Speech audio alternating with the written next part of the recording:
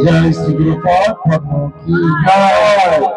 वंदे हम श्री गुरु श्री जगत श्री गुरु वैष्णवास श्री रूप शाब्द सहगण रघुनाथ जीवन सद्वैतं सवधूतं परिजन सहित कृष्ण चैतन्य देव श्री राधा कृष्ण पादं समगण ललिता श्री विशाखान्विता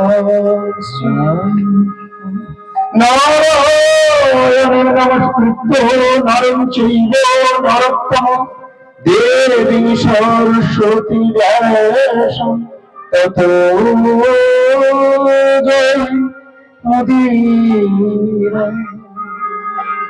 ग्रंथेर आरंभे मंगलाचरो गुरु वैष्णव भगवान तीनेर स्मरणे হয় বিঘ্ন বিনাশম অনায়াসে হয় নিজ বাঞ্ছিত জয় জয় গুরুদেব গুরু নিজ কৃপা করি দেহ মোরে রাঙা শ্রীচরণ শ্রী গুরু বৈষ্ণব পদ্ম কৈলাস যেন জনমে জনমে সেবি রাধা কৃষ্ণ পাদ হরি গুরু বৈষ্ণব পাদ পদম গুরুপাদ পদ্মের আনুগত্য থেকে গুরুপাদ পদ্মের পূজা করে গুরু বৈষ্ণবের কৃপা ভিক্ষামুখী গুরু বৈষ্ণব শ্রীমন মহাপ্রভু ও রাধা গোবিন্দের পাদ পদ্মের বন্দনা করি। আজকের আলোচনার প্রারম্ভে সর্বজ্ঞানবার মুক্ত জীবন দাতা দিব্য জ্ঞান প্রদান ভগবত অমূল্য প্রকাশ বিগ্রহ কৃষ্ণ কৃপার মূর্ত বিগ্রহ বিজাগত মহাজন পরমারাধ্য শ্রী শ্রী গুরু পাদ পদ্ম জগৎগুরু ওম বিষ্ণু পাদ পরমহংস শ্রী শ্রীমৎ ভক্তি বিজয় শ্রীধর গোস্বামী ঠাকুরের শ্রীচরণ কমলে অসংখ্য সাষ্টাঙ্গ দণ্ডবৎ প্রণতি নিবেদন করি। শ্রী গুরু পাদ পদ্মে প্রণতি জ্ঞাপন করে সপন করে মহাপ্রভু রাধা গোবিন্দ গুরু মহারাজের শ্রী পাদ পদ্মে প্রণতি জ্ঞাপন করে ইষ্টদেব গণের কৃপা ভিক্ষামুখে সপরিকর ভগবৎ সুখ বিধানে ব্রতী হয়ে আত্মশোধনে প্রয়াসী হয়ে উপস্থিত সকল ভক্ত সজ্জন মন্ডলী শ্রোতৃ মন্ডলী আপনাদের সকলকে আমি আমার শ্রী গুরু পাদ পদ্মের অনুসরণে সশ্রদ্ধ প্রণতি নিবেদন করি। সকলের শুভেচ্ছা শুভ আশীর্বাদ প্রার্থী হয়ে আজকের আলোচনায় অংশগ্রহণ করছি। আজকের আলোচনা আমাদের অনুষ্ঠিত হচ্ছে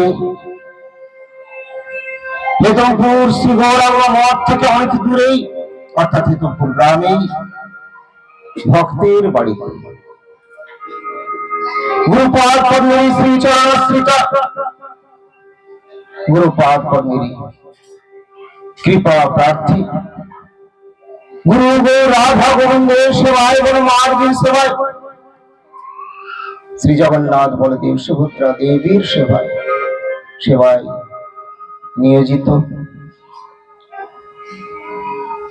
পরমারাধ্য শ্রী গুরুপাদ পদ্মের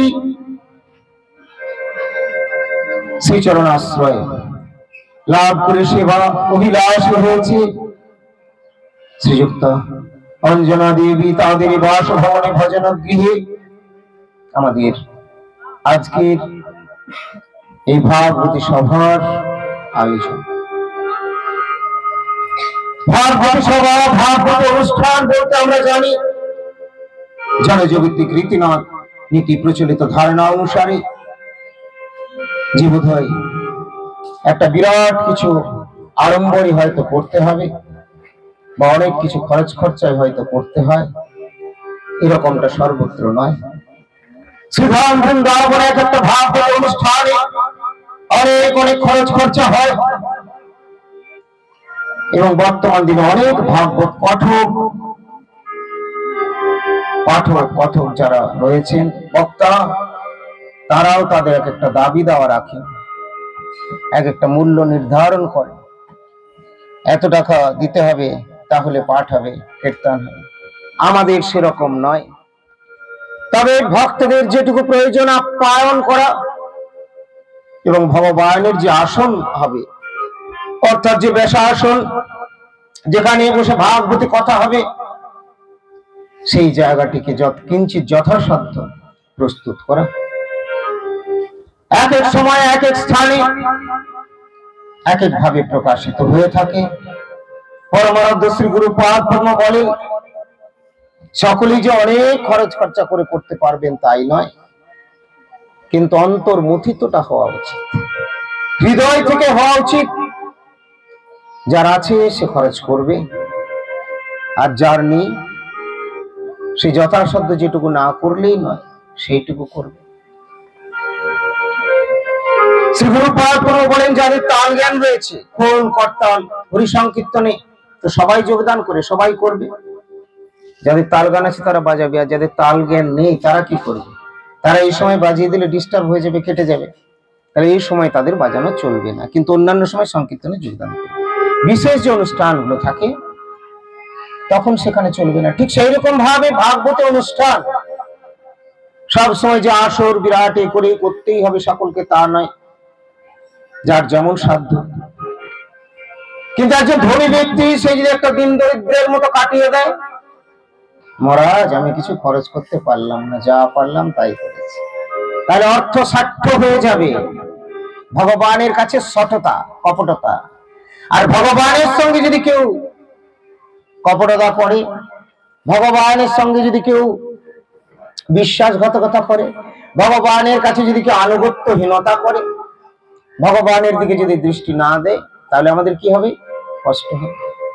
কেন না, এই যে এত বড় জড় জগৎ আমরা যা দেখছি এটাই সম্পূর্ণ নয়, এর বাইরে আবার অনেক রয়েছে। তার মূল স্রষ্টাকে গোবিন্দ কৃষ্ণ পরমেশ্বর মহাভগবান মহা, সেই গোবিন্দের সেবায় লাগতে এবং লাগাতে আমাদের কষ্ট হয়ে যায়, আর যার কষ্ট হয় না সেই হচ্ছে ভাগ্যবান। এবার রায়পুর শ্রী গৌরাঙ্গ মঠে আমরা রয়েছি, গুরুদেবের দর্শনের ভিড় চলছে। যে যা পারলেন প্রণামী দিয়েছেন, কেউ হয়তো ২-১০,০০০ও দেন, আবার কেউ ২০-৫০, এমনকি এক ভদ্র মহিলা, বয়স্ক ভদ্র মহিলা, তিনি একটি কয়েন না, তিনি কিছুই দেননি। সবারই প্রণাম দেখে তার মনটা খারাপ হয়েছে, গুরুদেব সবাই যে কত কিছু দিচ্ছে কিন্তু আমার যে কিছু নাই, সত্যি ওনার কাছে হয়তো ছিল না। তো সেই বৃদ্ধা মাতাকে বললেন পরমারাধ্য শ্রী গুরুপাদ পদ্ম, আপনার নাই কেন? আপনার তো হৃদয়টা আছে, আপনি হৃদয় দেবেন। ভগবানকে হৃদয় দিলেই হৃদয় বিহারী প্রসন্ন হয়ে যান। টাকা পয়সা ধন দৌলত দিয়ে প্রকৃত তাকে প্রসন্ন করা যায় না, কিন্তু যদি সেইগুলোর মধ্যে প্রেম প্রীতি ভালোবাসা মাখানো থাকে তাহলে প্রভু প্রসন্ন হন। এই বৃন্দাবনে যখন ধামে বা অন্য কোথাও যাবেন, পান্ডারা ওদের নিজেদের মতো কথা বলে না, এই ঠাকুরকে তুমি কলা দিচ্ছ মিষ্টি দিচ্ছ, ঠাকুরে খায় নাকি? ঠাকুর খাবে না, ভক্তদিকে দাও, ব্রাহ্মণদের সেবা করাও, পান্ডাদের সেবা করো, এরকম তারা অনেকেই বলেন। ওনাদের দর্শনের মতো ওনারা বলেন। ওনারা দেখছেন মন্দিরে যায় আর মন্দিরের থেকে ফিরে আসে, তাহলে ভগবান খায় না, কিন্তু ভগবান খান। কোন कहते हैं भगवान खाते গান আছে না, भगवान खाते हैं। कौन कहते हैं भगवान सोते नहीं, तो प्यार किस तरह होना चाहिए, किस प्रकार होना चाहिए? जसोदा मैया की जैसे प्यार होना चाहिए, तब तो तुम सुला सकते हो, तब तुम खिला सकते हो। मतलब हर कुछ करोगे भगवान जी का, भगवान जी के लिए, तो उसमें जरूर प्यार रहना चाहिए। भगवान जी प्यार का भूखा है कि द्रव्य या वस्तु का भूखा नहीं, वो प्यार की भूखा है। प्यार छोड़, प्रेम छोड़, प्रीति छोड़, नंद लाला कन्हैया लाल, जय गोविंद गोपाल वनमाली जी की। भगवान की भालोबासे प्रेम, प्रीति, भक्ति, ভক্তি দেখাবে তবে সকল কুশল, ভক্তি বিনা রাজা হইল অমঙ্গল। তা আমাদের এই ভক্তিটি দেখতে হবে যেন আমাদের ঠিক ভক্তি থাকে। এবারে ভক্তি কাকে বলে? দেখবেন ভক্তি শ্রী গুরু পাঠের পাঠগুলো মন দিয়ে শুনবেন, অনেক রকম উত্তর পেয়ে যাবে। আবার সব উত্তরগুলো আপনারা পরিষ্কার বুঝতে পারবেন না, তাই গুরু ভক্ত গুরুনিষ্ঠ বৈষ্ণবদের সঙ্গ করতে হবে, তাদের মাধ্যমে আবার উত্তরগুলো বুঝতে পারবেন। ডাক্তারবাবুরা অনেক সময় প্রেসক্রিপশন লিখে দেয়, তারপরে কি ওষুধের দোকানে নয় কম্পাউন্ডারদের কাছ থেকে বুঝে নিতে হয়। ডাক্তারের ভাষা ওরাই বুঝবে, দু একটা বুঝবেন, গুরু ঈশ্বর সবারই মধ্যে আছেন, কিন্তু সবগুলোই যদি বসবেন তাহলে বৈষ্ণবের জায়গাটা কে করবে? তাহলে শাস্ত্রে কেন বললেন যে গুরু বৈষ্ণব ভগবান তিনের স্মরণ, তিনের আনুগত্য করার কথা কেন বললেন? একের করলেই হতো, ভগবান ভগবান করলে হতো না, তাতে হবে না। ভগবান ভক্তাধীন, ভক্তরাজ গুরু পাঠ পূর্ণের আনুগত্যে ভগবানের সেবা করতে হবে, এই জন্য গুরুর দরকার আছে। আবার শ্রী গুরু পাঠ পূর্ণের সেবা, তুমি মনে করছো দুটো লাড্ডু মন্ডা মিঠাই দিয়ে বা আমি একটা 5,000 টাকার চেক দিয়ে দিলাম, 5 লাখ টাকা, কেউ হয়তো দিয়েছে, অনেকেই দেয়, তো এখন সেটা দিয়েই যাচ্ছে, কথাটা আমি আর বলবো না, ওটা নিষেধ আছে, আমি অন্যদিকে যাচ্ছি। তো যার জন্য শুধু চেক দেওয়ার মতোই ভগবানের জন্য বড় চেক লিখে দিয়েছিলেন। বড় চেক মানে সেখানে ওই বৃন্দাবনের শেঠজি লিখে দিয়েছেন বিরাট শাহুজির মন্দির, অত বড় মন্দির করেছেন ভগবানের জন্য। ভগবানের বিগ্রহকে ছোট মন্দির থেকে বড় মন্দিরে নিয়ে যাবেন বৃন্দাবনে। ভগবান রাত্রি স্বপ্নে দিয়ে জানিয়েছেন আমি যাব না। সে কি প্রভু, আপনার জন্য এত খরচ করে মার্বেল টার্বেল দিয়ে এত সুন্দর বিরাট মন্দির করলাম, আমি তোকে বলেছি না, তুই আমাকে জিজ্ঞেস করে করেছিস, তোর টাকা যদি করে নিয়েছিস আমার সঙ্গে কি আছে? আর জাননি ভগবান সেখানে, কিন্তু আর মনের দুঃখ বলে ঠিক আছে অল্টারনেট প্রতিমা বিগ্রহ করে সেখানে স্থাপন করে পুজো করে। টাকা থাকলেই হবে, কেউ কেউ ভাবে কত লাগবে গুরুদেবকে আনতে গেলে, গুরুদেবকে আনতে গেলে টাকা গুরুদেব নেন না, কিন্তু 1-1.5 লাখ টাকা তো খরচ হয়, কিন্তু তার মানেটা এটা নয় যে আপনি 1.5 লাখ টাকা ঢেলে দিলেই গুরুদেব চলে আসবে। রিসেন্ট হয়তো কেউ বলছিলেন ঢেলে দিয়ে বলেছেন গুরুদেব হয়তো, কিন্তু গুরুদেব বলছেন না আমার অত এখন সময়, কখন সময় হবে বনমালীজি জানে। তো যাই হোক, আমরা যে টাকা দিয়ে দিলেই পেয়ে যাবো এটা নয়, কারণ টাকা দিয়ে ভগবানকে কিনে নিত সবাই, টাকা দিলেই পাওয়া যায় না। আবার কোন ধনী যদি মনে করে হয়তো বাবাজিরা বললেন টাকা দিতে হয় না, আমি সব গুটিয়ে রাখবো, তাহলে কিন্তু ভগবান প্রসন্ন হবেন না। ভগবান প্রসন্ন হবে না, তার ফলে কি হবে? বলবেন ভগবানের দর্শন হবে না। বলেন দর্শন হোক, আমরা কেউ দর্শন চাই না, এখানে কি আর ভগবানের দর্শন চাই? বলুন, বাবা মা ছেলে পেলে নাতিপুতির মুখ দেখতে পেলেই ভালো, কিন্তু সেই দিকটাও তোমার সুখের হবে না। বলবেন এই রে বাবা, বাবাজি আবার মহারাজ আবার অভিশাপ দিচ্ছে না, কিন্তু না আমি দিচ্ছি না, এটা ভাগবতের গ্রন্থের শাস্ত্রের কথাটা আমি মনে পড়িয়ে দিচ্ছি। ভগবানকে বাদ দিয়ে সুখে থাকার চেষ্টা করলে সে সুখী হবে না। আজকে আমরা বিভিন্ন ভাবে কেউ দারিদ্রতা উপলব্ধি করি, কারো আরো কেউ রুগ্ন, কেউ ইত্যাদি, বলে গুরুদেব এমনি কেন হচ্ছে? গুরুদেবের কাছে গিয়ে কে আমাদের বলছে মহারাজ ভাই পূর্ব কর্মফলটা হিসেব মনে করো, তুমি তো মনে করতে পারছো না, কিন্তু শাস্ত্রীয় বিচার বা সাধু গুরু মুখনিষ্ঠিত বাণী শ্রবণের মাধ্যমে জেনে নাও নিশ্চয়ই আমার পূর্ব কর্ম খারাপ ছিল, তাই আজকে আমাকে ভোগ করতে হচ্ছে। তুমি আগে কালকে কিছু একটা অনুষ্ঠান ছিল, খুব করে খেয়ে নিয়েছো মিষ্টি রসগোল্লা রসমালাই ইত্যাদি, আজকে পেটটা খারাপ হয়েছে। এখনই ওষুধ খাওয়ার পরে সাথে সাথে চেক না হলেও ধীরে ধীরে হয়তো হবে, কিন্তু তুমি যদি আজ সচেতন হয়ে গিয়ে আর যদি ওইভাবে অতিরিক্ত খাবার না গ্রহণ করে নাও, বুঝে সুঝে চলো, তাহলে আর ভুগতে হবে না।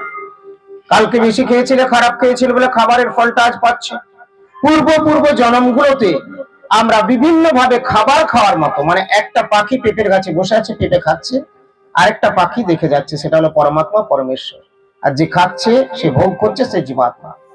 তুমি যে পূর্ব পূর্ব জন্মে কত কত ভোগ করেছো, কুকুর বিড়াল জন্ম তো বাদই দিলাম, মানুষ জন্ম হয়েও কত অনাচারী কদাচারী হয়েছে, এবং সেই জমাগুলো সব পরমাত্মা পরমেশ্বর দেখে দিয়েছে, এবং তার জন্য জীবকে সেই জমাগুলো সব রয়েছে, সেই জমার ফলটা জীবকে ভোগ করতে হয়। তুমি যেটাই করবে কর্মের ফল, কুফল সুফল দুটোই আসবে। যখন কেউ খারাপ কার্যগুলো করে তার ফলে তাকে ওই ধরনের ফল ভোগ করতে হয়, পাপ তাপ অপরাধের ফল ভোগ করতে হয়। আর যে দান ধ্যান গুলো ইত্যাদি গুলো করে তারও পুণ্যের ফল ভোগ হয়। আর শ্রীমদ ভাগবত কি ফল দেবে? শ্রীমদ ভাগবত বলছেন পাপ কার্যও করিও না, আবার পুণ্য কার্য করিয়া স্বর্গে যাইব এরূপ বাসনাও করিও না। তুমি ভগবানের চরণে প্রীতি করো, প্রীতি সেবা শিক্ষা করো, তারপরে তোমার ভগবত পাপ পুণ্যে প্রেমোদয় হলে প্রেমের ফলে তুমি ভগবানকে লাভ করতে পারবে, ভগবানের সেবা সান্নিধ্য লাভ করে তুমি ধন্য অতি ধন্য হতে পারবে। তাই সর্বশ্রেষ্ঠ শাস্ত্র হলো শ্রীমদ ভাগবত, সর্বশ্রেষ্ঠ পুরাণ, পুরাণ সম্রাট, অষ্টাদশ পুরাণের মধ্যে শ্রীমদ ভাগবত গ্রন্থ হলো পুরাণ শ্রেষ্ঠ পুরাণ সম্রাট। বলে শ্রীমদ ভাগবত সুখদেব গোস্বামী প্রভু অনন্ত ভক্ত বৈষ্ণব বৃন্দ ভক্ত সজ্জন বৃন্দ হরি হরি।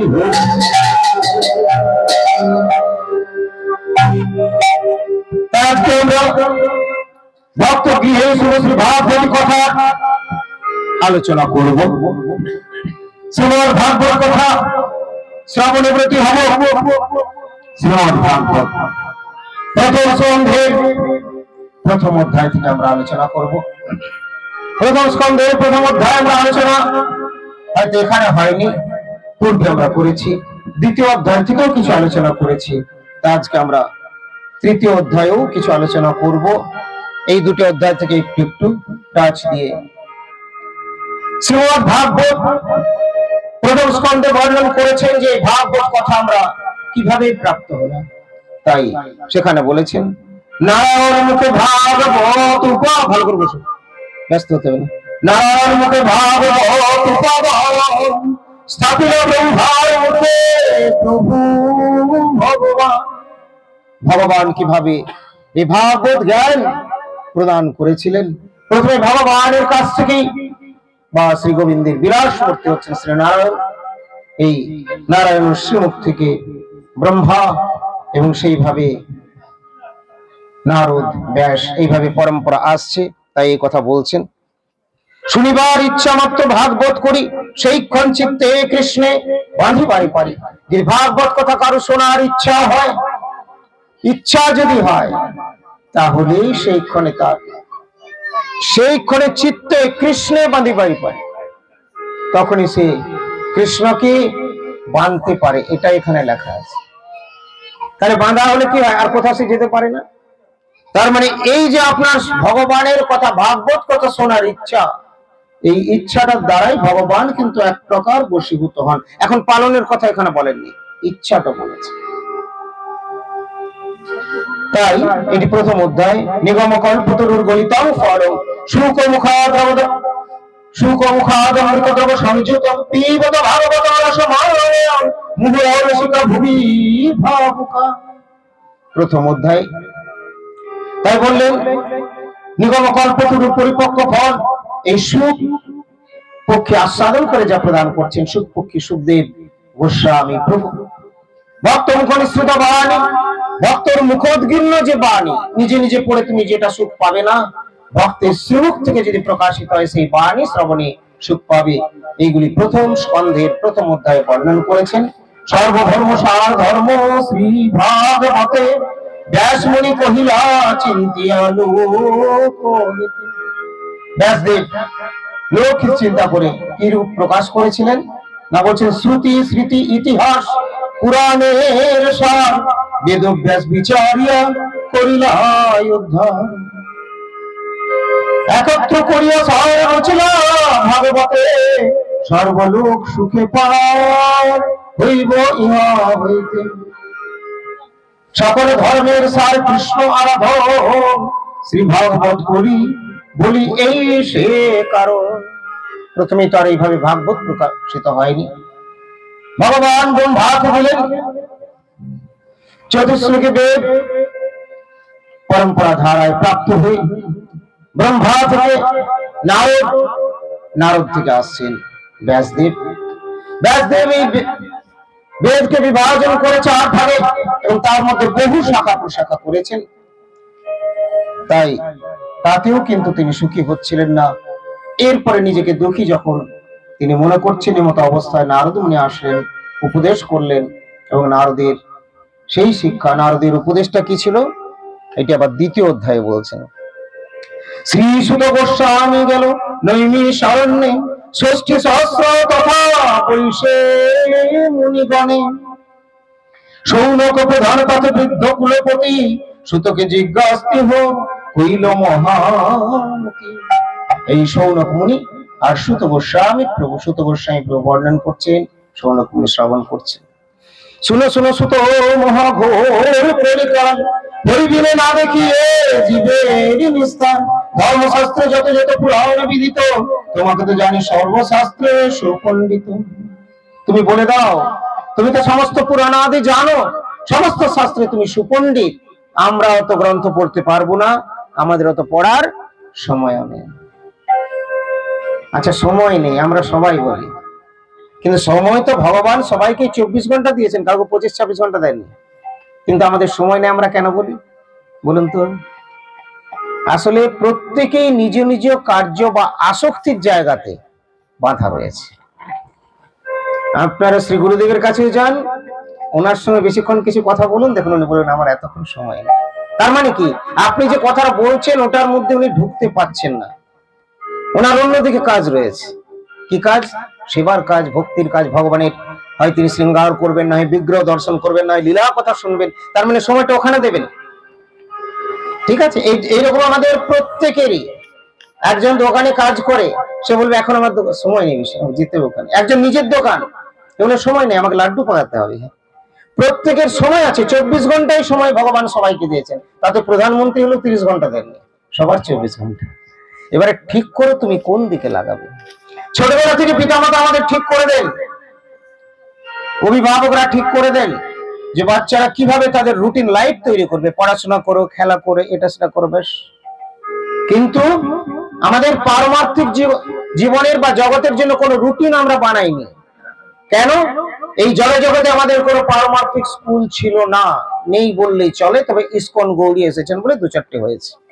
সরকার থেকে বিশেষ কিছুর ব্যবস্থা নেই, এবং তার জন্য সরকার থেকে ব্যবস্থা না থাকার কারণে আজকে জগৎ অন্ধকার। সরকার আমাদের কি পড়ায়? সরকার পড়ায় ইতিহাস, ভূগোল, বিজ্ঞান, এটা সেটা। কিন্তু মূল যে জ্ঞানটা দেওয়া দরকার, যে জ্ঞান আমাদের পুরাকাল থেকে ছিল, যে জ্ঞানের মধ্যে বিজ্ঞানও ঢুকে রয়েছে, বিজ্ঞান রয়েছে, ঊর্ধ্বে যে জ্ঞান রয়েছে, মহাবিজ্ঞান, প্রকৃত বা অপ্রাকৃত জ্ঞান। এই জ্ঞান জড়জাগতিক শিক্ষিত হতে হবে এর কোনো মানে নেই। জড়জাগতিক মূর্খেরও থাকতে পারে, শিক্ষিতরা থাকতে পারে। এই জ্ঞানটা হলো দিব্য জ্ঞান, এটা পরম্পরা ধারায় পাওয়া যায়। তাই এই জ্ঞানটা আমরা কোথায় পাবো? না কাপড়ের দোকানে কাপড় পাবেন, ওষুধের দোকানে ওষুধ পাবেন। তাহলে ভক্তির দোকান, নামের দোকানে নাম, ভক্তি বা ভক্তি বিজ্ঞান পাওয়া যাবে। কোথায় পাওয়া যাবে? ভক্তির দোকানে বা নামের দোকানে। এই জন্য নামের হাট, নাম হট্ট। আমাদের ভক্তি বিজয় নাম হট্ট রয়েছে, শ্রী শ্রী ভক্তি বিজয় নাম হট্ট। তো অনেকেই কেউ কেউ প্রশ্ন করেন, মহারাজ নাম হট্ট মানে কি? তারা আমরা কোন জায়গায় রয়েছে চিন্তা করুন। অথচ তারা গুরুদেবের চরণাশ্রয় করেছে, তারা দীক্ষা নিয়েছে, না হয় নেবে। নাম হট্ট মানে জানে না। আবার আপনারা হয়তো অনেকে শুনেছেন বারবার, তাও জানেন না। নাম হট্ট, নামের হাট। এই সবজির হাট বসে এখানে, এই তো পুরো বৃহস্পতিবার আর রবিবার বুধে। আমি একদিন হাটের মাঝে ঢুকে গিয়েছিলাম, খেয়াল করিনি, এই দিক দিয়ে যাচ্ছি, আসি একবারে কনজাস্টেড। কে বলছে এই আলুটা চাপা পড়ে গেল, কে বলছে পটলটা। আমি একজনকে তার ঢোকার মুখে জিজ্ঞেস করলাম, যাবো? বললে হ্যাঁ যাওয়া যাবে। আমি তো অত বাজার তার ঘুরিনি। ওরা বলছে এই আপনি আজকে এইদিকে ঢুকে গেলেন, জানেন না? আমি মনে মনে কি করে জানবো? আমি তো হেতমপুর মঠে বাইরে বেরোই না। গাড়ির ভিতরে আসলাম, চোখ বাঁধা অবস্থায় বলা যায়, আর এই তো নামলাম। আর আমি কোথায় গ্রাম ঘুরতে বেড়াতে যাই? তো যাই হোক, তারপরে আবার গেলেও হয়তো হাটের দিনে যাইনি। আর আমার ওদিকে ধারণাটা ছিল।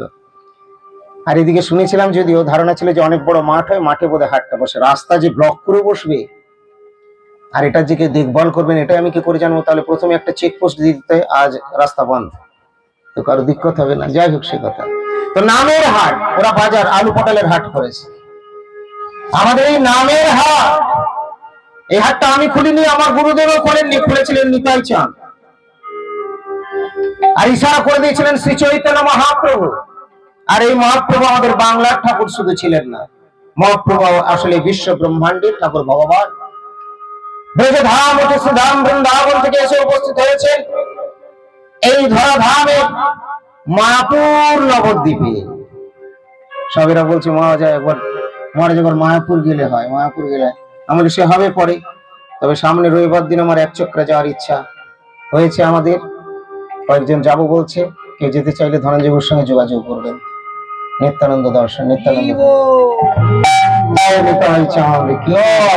পরবর্তী সময় আবার মায়াপুর ধাম হবে, যোগাযোগ রাখবেন, জানিয়ে রাখবেন, বা খবর ঠিক পেয়ে যাবেন। যাই হোক,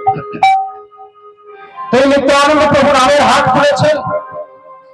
আর মহাপ্রভু ইঙ্গিত করেছিলেন, মহাপ্রভুর আগে অবতরণ করেছেন নিতাই চাঁদ, আগে এসেছেন নামাচার্য হরিদাস ঠাকুর। আগে ভক্তরা এসে পথ পরিষ্কার করেন ঝাড়ু দিয়ে, তবে তো ভগবান আসবেন। এই জন্যে নিত্যানন্দ প্রভু মহাপ্রভুর প্রাণাপেক্ষা প্রীতির পাত্র দ্বিতীয় দেহ নিতাই চাঁদ এসেছে, আর সবাইকে হরিনামের কথা বলছে। আমরা হেতমপুর শ্রী গৌরাঙ্গ মঠ থেকে এসে উপস্থিত হয়েছি হেতমপুরী গুরুপাদ পদ্মের শ্রীচরণাশ্রিত ভক্তির বাড়িতে। আমরা আজকে ভাগবতী কথায় অংশগ্রহণ করেছি বা শ্রবণ করছি। এই মধ্যে আমাদের শ্রী বিগ্রহ রয়েছেন গুরু নিতাই চাঁদ, রয়েছেন শ্রী চৈতন্য মহাপ্রভু, রয়েছেন শ্রী শ্রী অদ্বৈত আচার্য প্রভু। আমাদের বড় দুঃখের বিষয়, আমাদের গৌড়ীয় সমিতির অনেক ভক্তরা রয়েছে, কিন্তু সবাই মনে মনে মুখস্থের মাধ্যমে নিতাই চাঁদকে প্রণতি বিধান করে। হয়তো নিত্যানন্দের জন্মদিনেও সবার আসার সুযোগ সৌভাগ্য হয় না। বড়ই দুঃখিত, এবং আমি অপরদিকে লজ্জিত তাদের স্বভাব চরিত্রের কথা ভেবে। নিতাই চাঁদের কথা এত বড়, যেখানে আমরা কীর্তনে বলে থাকি, গিয়ে থাকি, হ্যাঁ নিতাই বলে ভাই রাধা কৃষ্ণ পাইতে নাই বিহ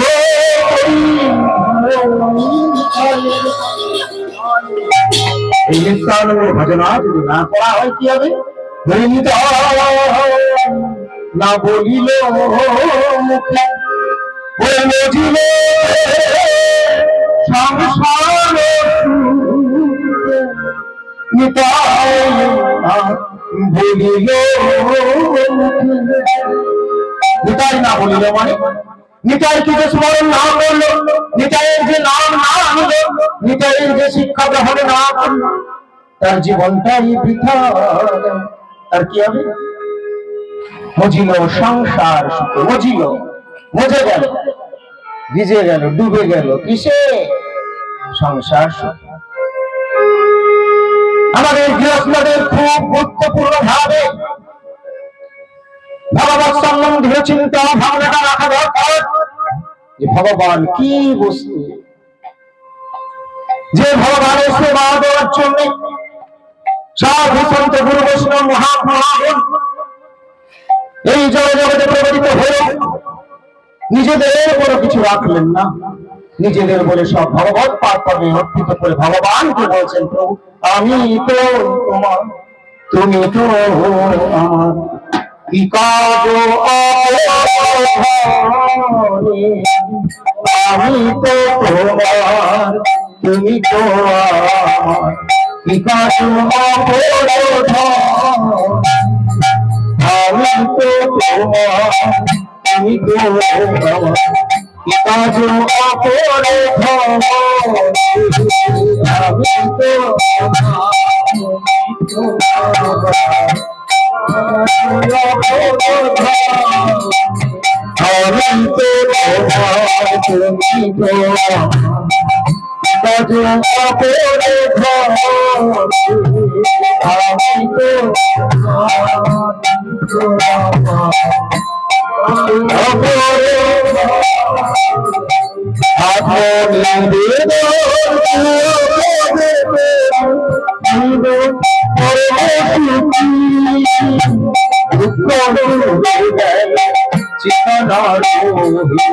চরিকে আনন্দ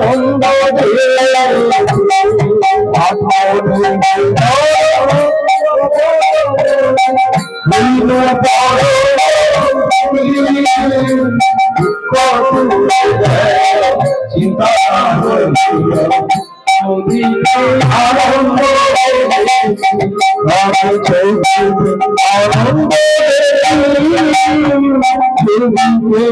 আনন্দ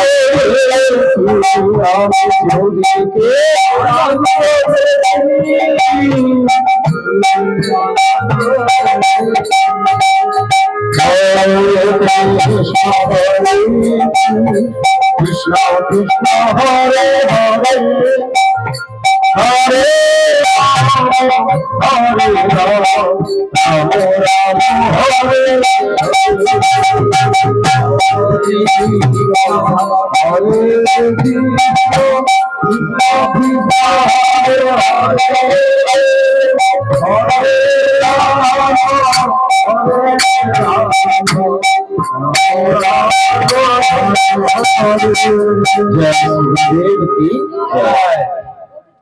আমাদের যদি আত্মনিবেদন হয়, আমরা যদি শ্রী গুরু পাদ পদ্মে প্রণত হই, গুরু পাদ পদ্মের কৃপা ভিক্ষামুখী ভগবানের কথা শ্রবণ কীর্তনে যদি আমরা ব্রতী হই, আমাদের জীবন হবে ধন্য।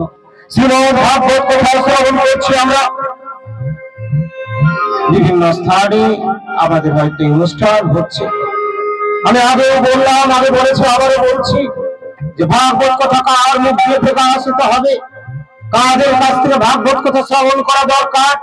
যারা ভাগবত কথা বলার জন্য ব্যবসা শুরু করেছে, সেই সমস্ত ব্যবসায়ীদের কাছে ভাগবত কথা শ্রবণ করলে শ্রবণ অপরাধ হয়, বক্তা এবং কীর্তনিয়া দুজনেই। আমার গুরু পাদ পদ্ম ভাগবত পাঠের জন্য কোনো খরচ খরচা তিনি হয়তো এতদিন নেননি, এই জন্য বললাম, পরে আমি আবার ব্যাখ্যা করে দিচ্ছি। এবং তিনি এখনো নেন না, কেবলমাত্র ভাগবত অনুষ্ঠানের আয়োজন করতে হবে। কিন্তু ভগবানের নোটিশ আসলো শ্রী গুরু পাদ পদ্মের কাছে যে তুমি তো এত গলা ফাটিয়ে চিৎকার করে যাচ্ছ, যার কিছু ধন সামর্থ্য নেই, যারা দিন দরিদ্র, সেখানে তুমি হয়তো বিনা খরচে করে দিচ্ছ, ঠিক আছে, কিন্তু যাদের দারিদ্রতা নেই, ধন আছে, তারা যদি ভগবানের সেবায় না লাগায়, তাহলে তোমার ভাগবত পাঠটা বলাটা তো তারাই তো তোমাকে বঞ্চনা করে দিচ্ছে, আমাকেও তো করছে, লাভটা কি হবে? অর্থ স্বার্থ শিখে যাচ্ছে তারা। একজন দরিদ্রকে তুমি দয়া করো না করে দরকার হলে তাকে দিয়েও ভাগবত পাঠ করে দাও, কিন্তু যে ধন আঁকড়ে বসে আছে, তার ধন যদি তুমি বের করতে না পারলে, তাহলে তোমার ভাগবত পাঠে যে ভক্তি, ভগবানের সেবা দেখানোর কথা, সেটা অরিজিনাল কি হলো, কি লাভটা হলো? এই ধরনের কৃপা প্রেরণা নির্দেশ যখন ভগবত কৃপায় শ্রী গুরু পাদ পদ্ম প্রাপ্ত হন, তখন শ্রী গুরু পাদ পদ্ম ঠিক করলেন যে আমার জন্য কিছু না লাগলেও, আমাকে কিছু না দিলেও, আমি তোমাদের কাছে কিছু চাইবো না ঠিকই, কিন্তু তোমরা ভগবানের সেবা করো। দেখো, আমাদের শ্রীক্ষেত্রপুরী ধামে রয়েছে শ্রীধাম বৃন্দাবনে মঠ রয়েছে, সেখানে রাধা শ্যাম লালার সেবা হয়, পুরী ধামে রাধা বংশী বালার সেবা হয়। এইভাবে আমাদের এখানেও মঠ রয়েছে, এই বেঙ্গলে অনেকগুলি মঠ রয়েছে। তোমরা অন্তত ভগবত সেবায় নিয়োজিত হও।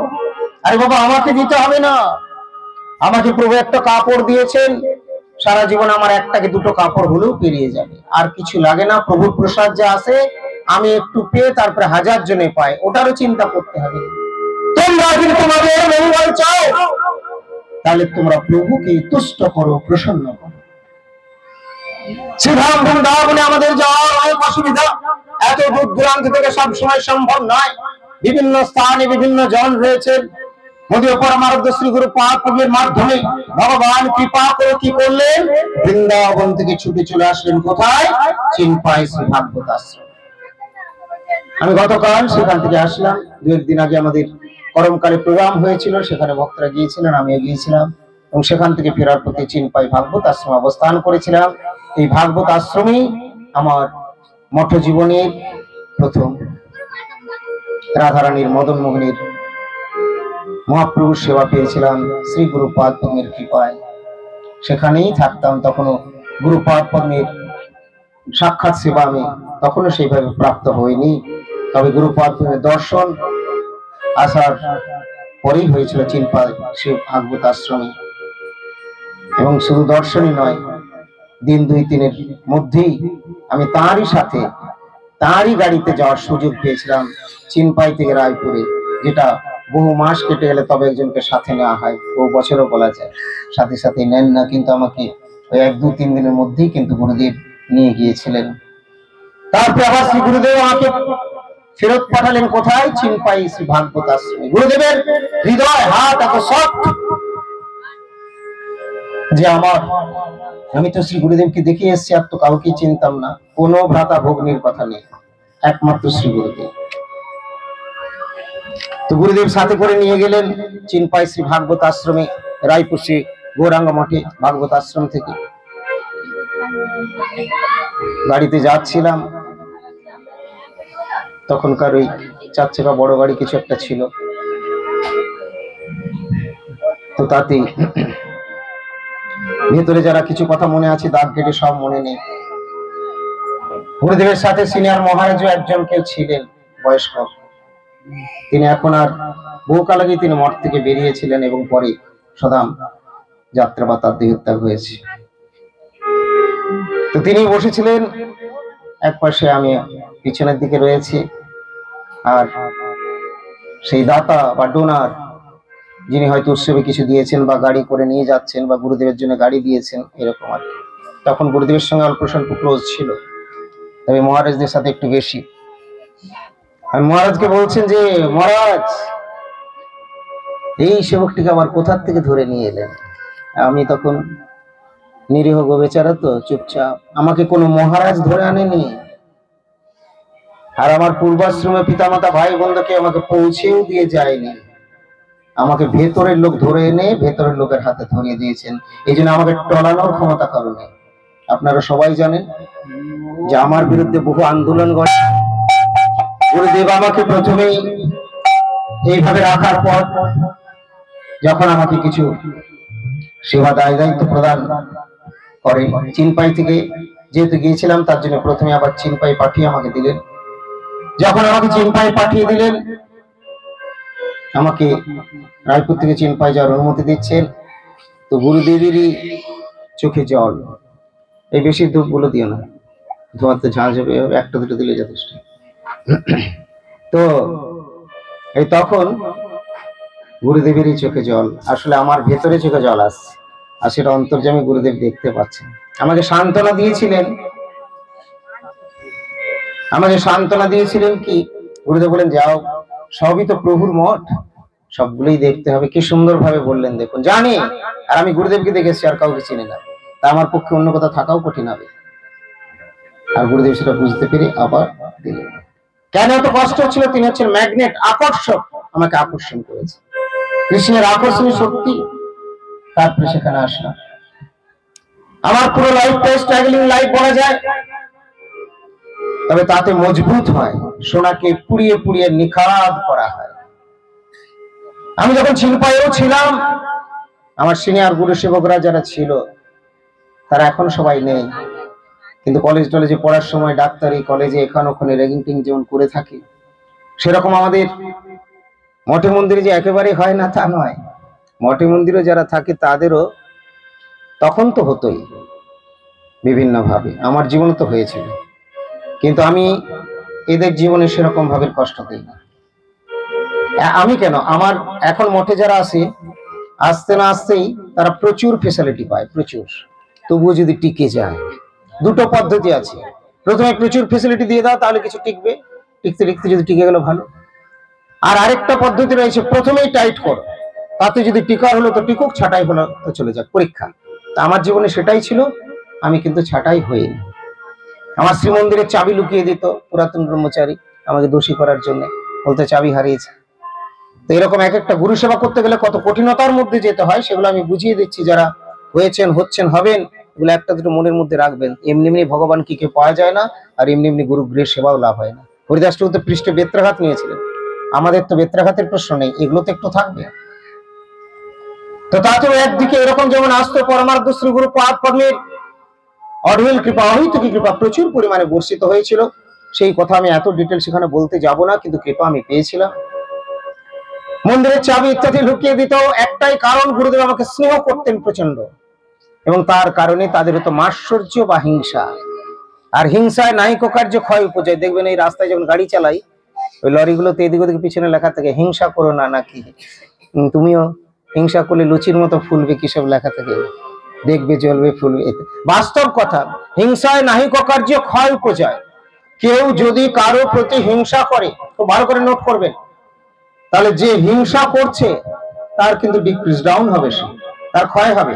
আর যার প্রতি হিংসা করছে সে যদি পাল্টা পাটকেল না ছুড়ে ভগবানের কৃপায় যদি সহ্য করে নেয় বা পাশ কাটিয়ে চলে যায়, তাহলে তার কিন্তু প্রমোশন হবে ভগবানের কৃপা আশীর্বাদে। আর যদি সে ভজনকারী হয়, তাহলে এমন প্রমোশন হবে যা যা বলাই যাবে, বলেও শেষ করতে পারবে না। এই জন্য যে সয় সেই নয়। তাই ভগবানের কৃপা এগুলো করলেও আজকে আমি ভাবছি যে ওই প্রভু করছিল বা কিছু, সেদিন আমাকে ভগবান প্রেরণা দিয়েছিলেন। আমি জেনেছিলাম, বুঝেছিলাম যে কেউ করেনি, একমাত্র ভগবান আমার পরীক্ষা নিচ্ছেন। সবার হৃদয়ে ভগবান আছেন। তাই হে গুরু পাদ পদ্ম, আপনি আমায় কৃপা করুন, আমি যেন পরীক্ষা উত্তীর্ণ হতে পারি। হয়েছিলাম। বছর খানেক পরেই শ্রী গুরুদেব ডেকে নিলেন। তারপরে টানা বহু বছর গুরুদেবের কাছে ছিলাম, তখন সব বাকি সেবকরা আর আসেনি। তারপরে আবার মঠ মন্দির বাড়লো, তখন 3টে মঠ ছিল। তারপরে হেতমপুর, বৃন্দাবন, পুরী, উকড়া আরো বাড়লো, অনেক মঠ। আমারও সেক্রেটারির দায়িত্ব, রোটেশন আমি চলতে থাকলাম। ব্যাস, এরপরে আমাদের মঠের একটু পাঠ কীর্তন অনুষ্ঠানের মধ্যে আমি আজকে নই, প্রথম থেকে।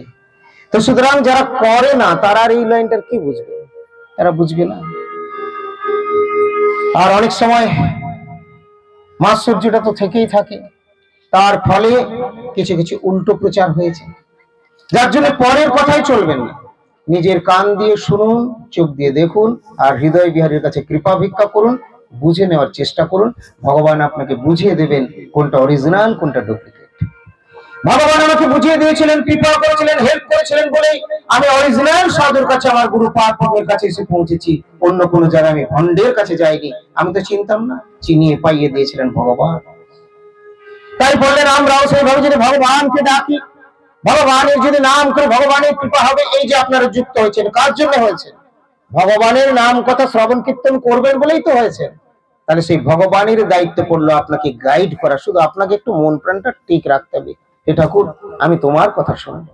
ভগবান প্রেরণা দেবেন, সাধুগুরু বৈষ্ণবের মাধ্যমে বলে দেবেন, বুঝিয়ে দেবেন। তো এইভাবে যখন আপনি হরি কথা শুনবেন, তখন বাধা বিপত্তি আসলেও আপনি তাদের ভেঙে যাবেন না, মুসড়ে পড়বেন না। আপনি দৃঢ়তার সঙ্গে ভক্তির পথে এগিয়ে চলবেন।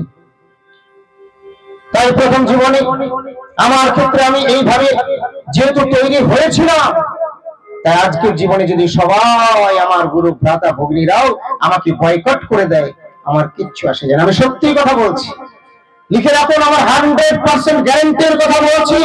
আমার সমস্ত গুরু ভ্রাতা ভগ্নীরাও যদি আমাকে বয়কট করে দেয়, আমি কিন্তু অচল থাকবো, যেহেতু আমি জানি যে আমার সাথে ভগবানের কৃপা রয়েছে।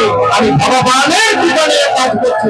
আপনারা আমাকে আজকে আছেন, কালকে গিয়ে আপনাদের কানে কিছু দিল, আপনারা আমাকে ছেড়ে দিলেন, আমার কিচ্ছু আসে যায় না। আমিও আপনাদেরকে দেখে আসি, আর আপনাদের জন্য এটা আমার নয়। আমাকে ভগবান নিয়েছেন, ভগবান চেয়েছেন গুরুর কাছে মন্ত্র দীক্ষা গ্রহণ করিয়ে গুরুর প্রসাদে পুষ্ট করে আজকে সবাইকে গুরুর বাণী বলে, গৌরের কথা বলে, রাধা গোবিন্দের কথা বলে গুরু পাদ পদ্মের সেবা কার্যগুলো আমাকে দিয়ে সম্পাদন করাচ্ছেন। মাত্র আমি গুরু পাদ পদ্মের নগণ্য ভৃত্যানুভৃত্য। এই হল কথা। আমাদের এখানে আজকাল কি হয়, অনেকেই বন্ধ করে দিতে চায়। কি বলবে? পাঠ শুনতে হবে না। পাঠ শুনে কি হবে? কেউ কেউ বলে মহারাজ ওখানে পাঠ করাচ্ছ, তার চেয়ে তুমি ঠাকুরের ভোগ লাগিয়ে দাও। ভোগ লাগে, ঠাকুরের ভোগ, সেবা, পুজো, সব কথা, সব মাহাত্ম্য রয়েছে, কিন্তু হিংসা দিয়ে কখনো সেবা হয় না।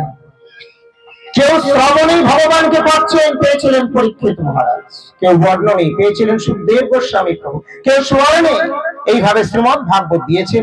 আমরা কলিযুগ ধর্ম হরি নাম করব, আবার সাধু সঙ্গে আমরা হরি কথাও শ্রবণ করব। তাই আমাদের বলছেন যে শ্রবণে যদি আমাদের রুচি থাকে, শ্রবণ করতে করতে আমাদের কীর্তনের রুচি হবে, কীর্তন করতে করতে আমাদের সমস্ত মন প্রাণ সবই ধীরে ধীরে ধীরে ধীরে পরিবর্তিত হবে, প্রভুর দিকে যাবে। প্রভুর কৃপায় ক্রমে ক্রমে প্রভুর স্মরণও আসবে। শ্রবণ কীর্তন স্মরণ হলে আমাদের ভজনের উন্নতি হবে। তাই যখন বাস্তব সত্যের পথে আমরা এগিয়ে যাব এবং ওর প্রয়াসী হব, তখন ভগবান আমাদেরকে হয়তো পরীক্ষা করবেন বা পরীক্ষা নিতে পারেন, যেমন নিয়েছিলেন ধ্রুবে, পাঠিয়ে দিয়েছিলেন নারদ মুনিকে। তো ঠিক সেইরকম ভাবে আপনারা শ্রবণ কীর্তন আদি করছেন, আপনাদের জীবনে পরীক্ষা আসতে পারে। তাই সেই পরীক্ষাতে কখনোই যেন আমরা ফেল না করে যাই। এইরকম মন দিয়ে হরি কথা শুনবেন, ভাগবত কথা শ্রবণ কীর্তন করবেন, যেমন ভাবে শিখিয়েছিলেন নামাচার্য হরিদাস ঠাকুর, খন্ড খন্ড হয়ে দেহ যায় যাক তার, তথাপি না বদলে আমি ছাড়িব হরি। হরিনাম ছাড়া চলবে না, হরিনাম হরি কথা সাধু বৈষ্ণব সঙ্গ তাদেরকে ছাড়বেন না, তাদের কৃপা ভিক্ষামুখী সেবাতে অবশ্যই প্রতি থাকবেন। শ্রীমদ ভাগবত কথা বর্ণন করছেন শ্রী শ্রী সুখদেব গোস্বামী প্রভু। ইতপূর্বে প্রথম অধ্যায় দ্বিতীয় অধ্যায় থেকে আমরা আলোচনা করেছি, এবং দ্বিতীয় অধ্যায়ের আজও কয়েকটি কথা বলে, প্রথম অধ্যায়ের একটি শ্লোক বলে, দ্বিতীয় অধ্যায়ের কয়েকটি কথা বলে, তারপরে তৃতীয় থেকে আমরা কিছু আলোচনা করব আজকে। তো প্রথম অধ্যায়ের কথা তো শ্রবণ করলেন। দ্বিতীয় অধ্যায়ে ভগবান ব্যাসদেবের মাধ্যম দিয়ে প্রকাশ করছেন। কিরকম না, এখানে দেখুন, বলছেন হাসিয়া নারদ তবে দিলেন উত্তর, সকল পাশর হইয়া আপনি ঈশ্বর, দান ব্রত তপযজ্ঞ কহিলে বিচার, হরি সংকীর্তন তুমি না কইলে বিস্তার। ব্যাসদেবের হৃদয় প্রসন্ন ছিল। কেন প্রসন্ন হয়নি? বেদ বিভাজন করেছেন, অনেক পুরাণ আদি বর্ণন করেছেন, অনেক ব্যাখ্যা করেছেন, কিন্তু ভগবান সেখানে হৃদয়ে প্রসন্ন হননি। তার কোথায় একটু ত্রুটি ছিল, এবং সেই জন্য তাই এখানে কি বলে দিচ্ছেন, সেই ত্রুটিটি নারদ হাসিয়া নারদ তবে দিলেন উত্তর, সকল পাশর হইয়া আপনি ঈশ্বর। তুমি যে হরি সংকীর্তন করলে না, এই যে হরি সংকীর্তন, এটি যে কত বড়, কত প্রয়োজন, সেটা তুমি শোনো। শুনো শুনো ব্যাস সত্যবতীর নন্দ, হরি নাম হরি কথা হরি সংকীর্তন, হরে কৃষ্ণ কৃষ্ণ কৃষ্ণ হরে হরে, হরে রাম রাম রাম হরে হরে।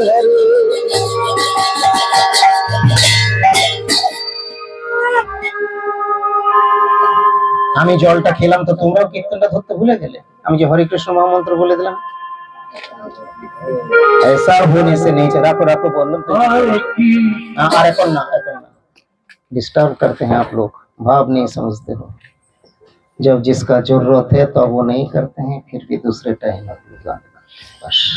তোমাকে প্রথমেই বলেছি স্থির হয়ে বসো, জলের জন্য ব্যস্ত হতে হবে না, আমি নিয়ে নেবো। ডিস্টার্ব হয়ে যাবে আমার কাছে জল আছে, রেখে দাও রেখে দাও, ধরে দাঁড়িয়ে থাক না, রেখে দাও, আছে আমার কাছে জল। আপনারা শুধু মন দিয়ে শুনুন, তাহলেই হবে। শুনো শুনো ব্যাস সত্যবতীর নন্দ, হরি নাম হরি কথা হরি সংকীর্তন। ব্যাসদেবকে বললেন, কি বললেন? আসিয়া নারদ তবে দিলেন উত্তর, সকল পাশর হইয়া আপনি ঈশ্বর, দান ব্রত তপযজ্ঞ কহিলে বিচারি, হরি সংকীর্তন তুমি না কইলে বিস্তারি, তে কারণে আমি তোমার প্রসন্ন হৃদয়, আপনি বিচারি তুমি বুঝো মহাশয়। ব্যাসদেবের হৃদয় প্রসন্ন হয়নি। নারদ মুনিকে প্রশ্ন করে তখন জানতে পারলেন। নারদ মুনি হেসে উত্তর দিলেন, আসলে তুমি অনেক বর্ণন করেছো, দান ব্রত তপ যজ্ঞ এগুলো করলে, নানা রকম বর্ণন তুমি করেছো, দান ধ্যানের ফল ইত্যাদি, কিন্তু আসল জিনিসটি বর্ণনা নেই। দান করতে বলে না, এই খুব দান। এই মহারাজ, আমি গিয়েছিলাম অমুক মেলাতে, আমি 50টা কম্বল দান করেছি, আবার কেউ বলছে আমি 500 দান করলাম। দানগুলো তো করছো, দানটা দেখে করতে হয়, কোথায় যাচ্ছে আর কিসে দান হচ্ছে। এটা আমি ভক্তদের বলছি, যারা ভক্ত হয়নি বা যারা ভক্ত হওয়ার অভিলাষী নয় তাদের জন্য কিন্তু আলাদা পথ। এখানে আমি ভক্ত বা ভক্ত অভিলাষী যারা যারা ভক্ত হয়েছেন, হচ্ছেন বা হবেন তাদের উদ্দেশ্যে, যারা এই জগতে আসেন না তারা যদি তারা যাকে দান করছেন তাদের ইচ্ছে মতো করবেন, সেখানে সেটা তাদের ব্যাপার। কিন্তু আপনি কাউকে দান করলেন, একটি ভালো আপনি 200-500 টাকা দান করলেন, আর ওই 500 টাকাটা দিয়ে সে একটা বাজারে গিয়ে একটা ভালো বোম পেল, আর বোমটা নিয়ে আসলো বা ডিনামাইট বা কিছু বলে নিয়ে রাত্রিবেলা একজনের বাড়িতে ফাটিয়ে দিল, তাহলে আপনি কত পুণ্যটা করলেন বলুন আপনার দান।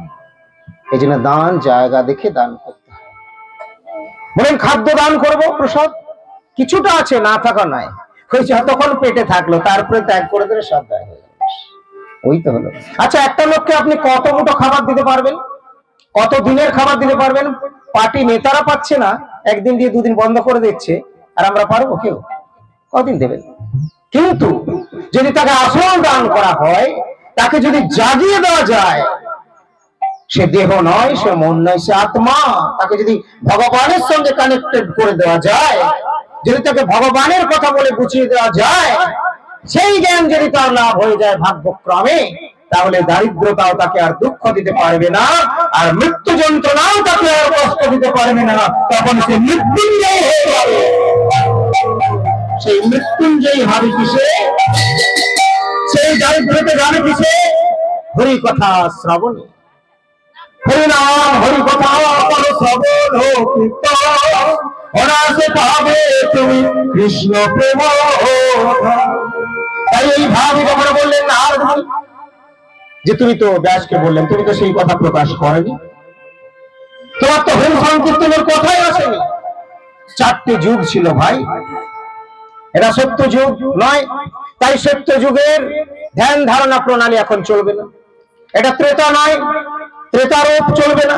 এটা দাপর নয়, দাপরের প্রণালীও এখন চলবে না। এটা কলিযুগ। 4টি যুগের 4টি ধর্ম রয়েছে। তুমি গ্রন্থ থেকে জেনে নাও, শাস্ত্র থেকে জেনে নাও, পুরাণ থেকে জেনে নাও, কলিযুগের যুগ ধর্মটা কি। তার উত্তরে বলে দিচ্ছেন, সত্য যুগের যুগ ধর্ম ছিল ধ্যান, ত্রেতায় ছিল যজ্ঞ, দাপরে পরিচর্যা। অর্থ পাচ্ছেন কলিকালে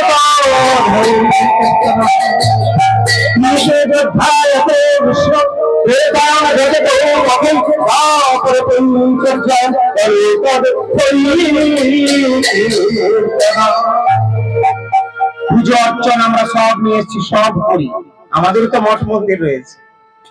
কিন্তু শ্রী গুরু পরম কি বলেন? তোমার অর্চন শুদ্ধ হবে না যদি তুমি হরিনাম মুখে না রাখো। তোমার পুষ্পচরণ মান্য গ্রন্থ শুদ্ধ হবে না, হরি খুশি হবে না যদি তোমার মুখে হরিনাম না থাকে। তোমার অর্চন, তোমার ধ্যান, তোমার যাগযজ্ঞ কোনো কিছুই শুদ্ধ হবে না যদি শ্রী হরির নাম কীর্তিত না হয়। তাই বলে হরি কীর্তন, হরে রাম হরে রাম হরে রাম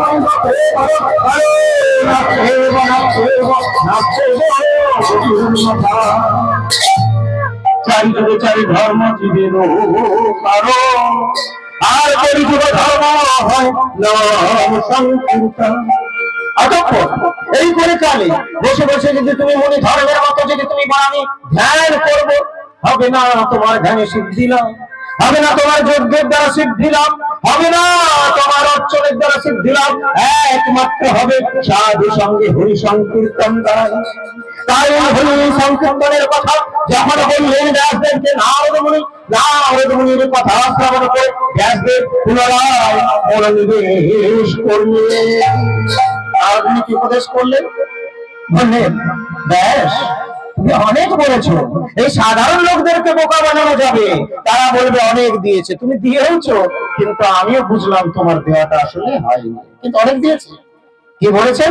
দান ব্রত তপযজ্ঞ এই সব জানি, আপনি কহিলা ব্যাস ভারতে পুরাণ, আহার বিহার মানছে জীবে হবে না, বিহার কারণ করে এত সব আপনারা যত হরিনামূলক ধ্বনি দিচ্ছেন, কিন্তু 4 লাইনটা আমি ব্যাখ্যা করে দিলে আমাকে তখন আর সব দেবে না। বলে মহারাজ মাস্টারমশাই বলবে, ছেলের বলে মাস্টারমশাই এত করছে তা আমাকে পেটাচ্ছে আবার। আপনাদের জন্য 4টে লাইন বলেছে, শুনুন। দান, ব্রত, তপ, যজ্ঞ এই সব জানে, আপনারা কহিলাবে ভারতে পুরাণী। এটা পুরাণের কথা বললেন, এটা ব্যাসদেবের কথা বললেন যে এগুলো করেছেন কাদের জন্য? এই জড় জগতের লোকের জন্য, আপনাদের জন্য। আহার বিহার মাত্র জীবের ভজনা। ব্যাসদেব যে কথা বলেছেন তাতে জীবের ভজনা, আহার বিহার দিয়েছে। ভালো করে থাকবো, ভালো স্বচ্ছন্দে ঘুরবো, ঘর সংসার বাড়বে, মরে গেলে না হয় স্বর্গে যাবো, এত দূর পর্যন্ত বলেছে। ইহার কারণে করে নানা উপাসনা। তুমি যে উপাসনার পদ্ধতি দিয়েছো তাতে মানুষের আহার বিহার, ভালো চাকরি, খাওয়া পড়া, অমুক তসুক এগুলোই বেড়েছে। আর এই ব্যাসদেবকে যেমন গোবিন্দ কৃষ্ণ বলেছেন, এখন আমার গুরুদেবকে বনমালী এরকম বলছে। এই জন্য গুরুদেব দর্শন কমিয়ে দিয়েছে, আরো কমাবে। এই চাকরের কথাটা লিখে রাখুন, আরো কমবে। এখনো যদি সময় আছে ভজন করে নিন, নইলে রসগোল্লা জিরো। মাধব হাম পরিণাম সাথে আর গুরুদেব যাবেন না। মানে আপনাদের আমাদের যে দর্শন, আবার সেরকম দর্শন করতে পারলে গুরুদেবী যাবেন, ভগবানই যাবেন। সেই জায়গায় আসতে পারলে তার জন্য ভজন করতে হবে। ওই আমাকে টাকা দাও, পয়সা দাও, ধন দাও, দৌলত দাও, এই ভজনাতে তুমি ওই গুরুদেবকে নিয়ে যেতে পারবে না। আমরা স্বর্গের দিকে যাওয়া যেতে পারে। তাই ব্যাসদেবকে বললেন, তুমি যা শিক্ষা দিলে তাতে আহার বিহার গুলোই বেড়েছে। তুমি যা ব্যক্ত করেছো পুরাণাদিতে, আহার ইহার কারণে করে নানা উপাসনা। আর তোমার ওই এত কিছু শিক্ষার জন্য নানা উপাসনা বেড়ে গেছে, সব নানা উপাসনা করছে। কিন্তু আসল গোবিন্দের যে উপাসনা, হরি সংকীর্তনের মাধ্যমে, এগুলো তুমি জানো। তাই বলছেন, যে কারণে সংসারে ভ্রমে পশু বুদ্ধি, হরি না ভজিয়া জীব সংসারে ভ্রমে, যে কারণে নহে তোমার প্রসন্ন হৃদয়। সংসারে ভ্রমণ করছে হরিকে না ভজন করে। খুব ভালো কাজ করবো, পুণ্য করবো, স্বর্গে যাব, ইত্যাদি ইত্যাদি বিভিন্ন দেব দেবী নানা রকম ভাবে এগুলো হয়ে যাচ্ছে, কিন্তু আসল ভজনার কথা কিন্তু হচ্ছে না। তুমি সেটা প্রকাশ করলে না, তো মানুষ বুঝতে বুঝতে বুঝতে বুঝতে নামতে নামতে নামতে নামতে অধঃপতিত আরো হচ্ছে। হরি না ভজিয়া জীব সংসারে ভ্রমে, হরির ভজন হচ্ছে না, এই কারণে নহে তোমার প্রসন্ন হৃদয়। তাই তুমি ভাগবত শিক্ষা দিলে দিচ্ছ, কিন্তু তোমার হৃদয় প্রসন্ন হচ্ছে না কেন? আমাদের হৃদয় কে থাকেন? ভগবান। ভগবানকে যদি আপনি সুখী না রাখেন, সুখ পাবেন? আপনারা দিনে সারাদিনে ঘরে যে খাওয়ান দাওয়ান করেন, এক একটা ফ্যামিলিতে কত টাকা কত খরচ হয়। ভগবানকে না দিয়ে খেলে চুরি করা হয়, অপরাধ হয়। আচ্ছা, কজন ভগবানকে দিয়ে খান? ভগবানকে দিতে হলে ঘরে বসে মন্দিরে শুরু পুজো পার্বণের কথা আমি বলছি না, বিভিন্ন ভাবেও তো ভগবানকে অর্পণ করা যায়। যেখানে ভগবানের সেবা হয়, আপনার গাছের একটা ফল হলেও তো অনেকে নিয়ে আসেন, দিয়ে দেন। কেউ কুমড়ো দিচ্ছে, কেউ আলু দিচ্ছে, কেউ এটা দিচ্ছে, সেটা দিচ্ছে, দেয়। কিন্তু এই যে দোয়াটা, এই দোয়াটা তো আমার যখন মনে পড়লো যেদিন একটু দিয়ে আসলাম, কিন্তু এই দোয়াটা আমার দায়িত্ব নিয়ে কে দিচ্ছে? যে আমার সারাদিনের ফ্যামিলির ভরণ পোষণ করতে আমি কমসে কম 700, 800, 1000, 2000, যার যেমন ফ্যামিলি সেরকম খরচ হচ্ছে। আজকাল বোধহয় আর কারো ফ্যামিলি 100-200 টাকায় নিশ্চয়ই হবে না। এক প্লেট খেতে যাবে, সেখানেই তোমার 100 টাকা নিয়ে নেয়। তাহলে এত টাকা নিজের পরিবারের জন্য খরচ করছে, ভগবানের জন্য কিছু রাখতে আমাদের কষ্ট হচ্ছে কেন? ভগবানের সকালের থেকে যে এত মন্দিরে ভোগ হচ্ছে, মন্দির মানে 4 বার ভোগ হয়। অনেকে জিজ্ঞেস করেন, মহারাজ আমি কি বাড়িতে করবো? খবরদার, ঝামেলা করতে যাবেন না। 2 দিন করার পরে 4 দিন করতে পারবেন না, ওটা আপনার পক্ষে আরো অমঙ্গলে দাঁড়াবে। ছেলে পিলেরা যদি না মানে আরো অসুবিধা হবে। তার চেয়ে সর্বশ্রেষ্ঠ পূজারী রয়েছেন শ্রী গুরুপাদ পদ্ম। গুরুর আনুগত্য আমাদের এতগুলি মঠ রয়েছে, গুরু গৃহে অর্পণ করুন, গুরুপাদ পদ্মের কাছে প্রদান করুন, তাতেই মঙ্গল হবে। গুরুপাদ পদ্ম হলেন সর্বশ্রেষ্ঠ পূজারী, তিনি সেখানে করবেন। বা গুরুপাদ পদ্মেরই জন যারা রয়েছে তাদের মাধ্যমে গুরু গোবিন্দের সেবার জন্য প্রকাশ করলে সেখানে প্রভুর সেবাতেই লেগে যায়। অনেক সময় অনেকে হয়তো বলেন, মহারাজ এটার জন্য আমি কিছু দিচ্ছি আপনার হাতে। আমি বলি, এটার জন্য যদি দিচ্ছেন আমার হাতে না দিলে হবে, আপনি ওই কাজটা করিয়ে দিলে আমি খুশি। এই তো হেতমপুরের কি যেন ওই কৃষ্ণা কি টাইটেলটা মনে নেই, যখন ওই আমার ঈদের কাজ হয় মার্বেলের, তখন উনি ওটা গোটাটাই করিয়ে দিয়েছিলেন। কৃষ্ণা দিয়েছিলেন, আর কে ছিলেন যেন হেতমপুরের, কি নামটা মনে, মুখার্জি, কৃষ্ণা মুখার্জি, হ্যাঁ। তো উনি করিয়েছিলেন, আমাকে বললেন মহারাজ করাতে চাই, তাই লক্ষাধিক টাকা দিয়ে করিয়েছেন। আমি টাকা ছুঁইনি, আপনারা করিয়ে দেন, আমি এসে দাঁড়িয়েছি। ভগবান আমাকে এখানে নিয়ে এসেছেন। ছিল রাজার মন্দির, পড়লো ভিখিরির হাতে, কিন্তু আজকে সেজে গেছে বিরাট। ভিখিরি কেন? আমার পিতার সম্পত্তি দিয়ে আমি চালাচ্ছি না, আমার চাকরি বাকরি নেই, আমার কোনো আমি যে কোনো চাষবাস করছি তাও নেই, আমার কোনো ভিক্ষা অবলম্বন নেই যে কারো দরজায় দরজায় দরজায় আবির। এরা নিজের উপরায় দেখে এসেছে যেখানে গোপী প্রভু খুব ভালো ব্যবস্থা করেছে, ওরও খুব ইচ্ছা। আমি বলি দেখো আমি তো কোনোদিন করিনি, তবে তোমার ইচ্ছাটা মহৎ ইচ্ছা, তুমি যদি মনে করো নিশ্চয়ই গোবিন্দের সেবায় সেটা তুমি লাগাতেই পারো।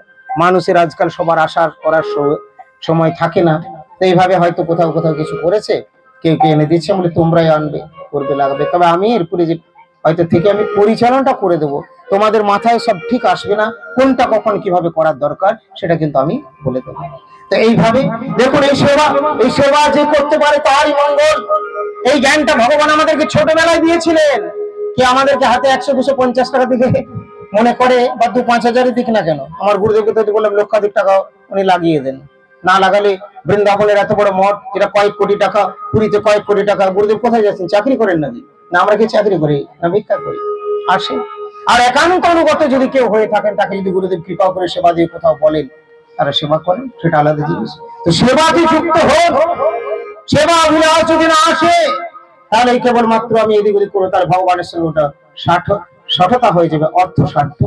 যার জন্য তবে সবচেয়ে সুলভ, কলিকালের মানুষ তো বেশি করতে চাইবে না, তার জন্য বলবে খুব কম দামে দোকানে কিনতে গেলে কেউ কম দাম চায়, তো বলেন মহারাজ খুব কম দামি হরি কথা একটু বলুন তো যেন কম খরচ হয়। মানে কেউ কৃপণ লোক আছে প্রচুর, কিন্তু বলেন ঠিক আছে সবচেয়ে কম দামে বলবো না, বলেন হ্যাঁ, আমরা তাহলে বিনামূল্যের বলছি হরিনাম, একমাত্র হরিনাম করুন, কোনো পয়সা লাগবে না, কিচ্ছু লাগবে না, যার কিছুই নেই সে হরিনাম তিনিও করুন। আর যারা মহাধনী, যারা মহাজ্ঞানী, যারা মহাভাগ্যবান, তারা এই সকলে হরিনাম করছেন, ব্রহ্মার ভক্ত থাকবে না যদি হরিনাম না করে, শিবের সেবক্ত থাকবে না, ইন্দ্রের ইন্দ্রত্ব থাকবে না, হরিনাম বাদ দিলে সবাই হরিনাম করে। হরিনাম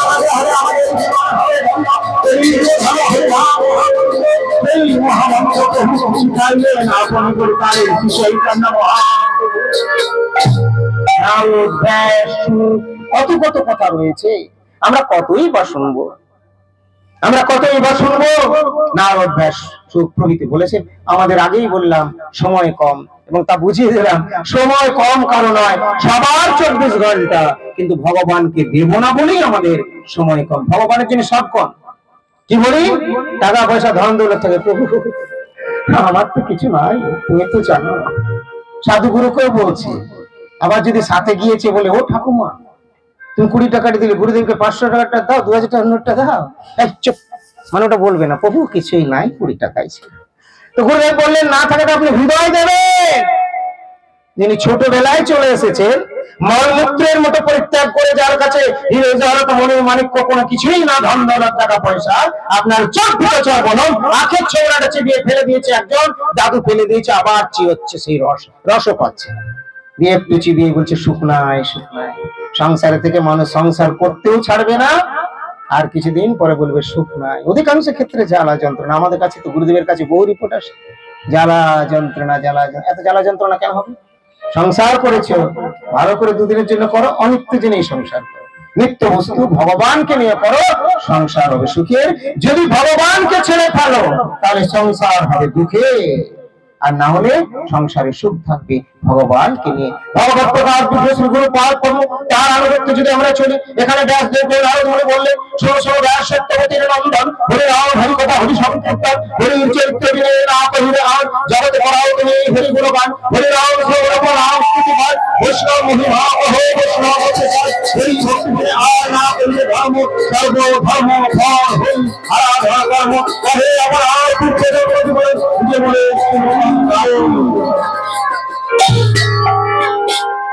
দেখুন কত সুন্দর কথা ব্যাসদেবকে শেখাচ্ছেন ভগবত অবতার শ্রী ব্যাসদেব।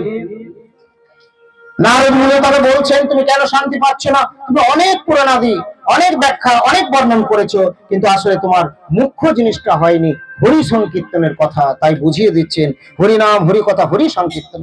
হরিনাম করলে মুনি ধর্ম করে বসে থাকলে এরা অনেক সময় মালা ধরে, কিন্তু মালা ধরলেও হরি কথাও শুনতে হবে।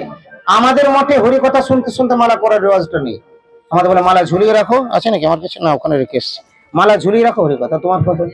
আচ্ছা, গুরুদেবের পাঠে এটা আছে, যে সেবক সতত হরি কথাই হরি সেবায় নিয়ে যেতে থাকে, গুরু সেবায় নিয়ে যেতে থাকে, গুরু গৃহের সেবায়, তার মালা ধরার সময় যদি সে নাও পায়, তার মালাটা কিন্তু শ্রী গুরুদেবী করবে। কিন্তু এমন নয় যে তুমি ফোনে আড্ডা মারবে, বাপ কাকা ভাই বোনদের সঙ্গে গল্প করবে, ওটা গুরুদেবের কথা, আমি তা বলছি না।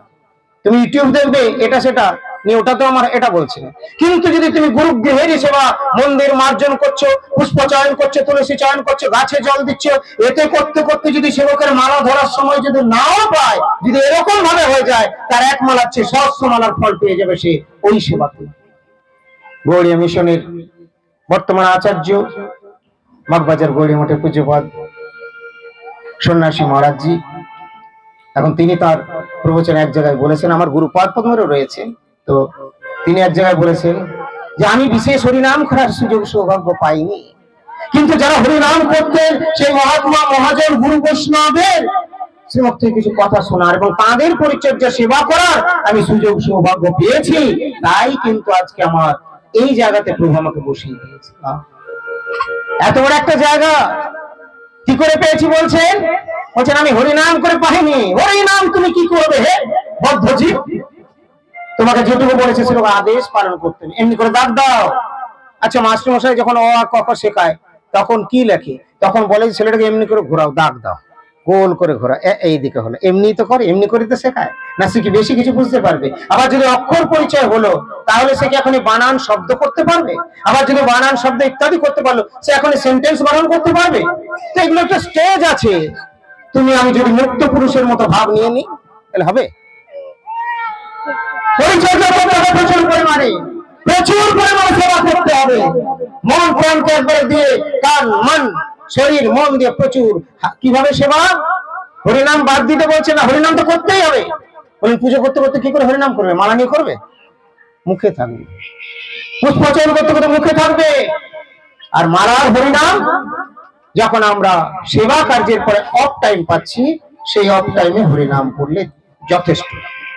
আমাদের যেটা দেওয়া আছে সেটা যথেষ্ট, ওই নির্বন্ধ করলে হবে। এখন হরিদাস ঠাকুরের মতো আমার তোমার 3 লক্ষ হরিনাম করার দরকার নাই। যদি আমরা করি তাহলে আমাদের ফাজলিমি হয়ে যাবে।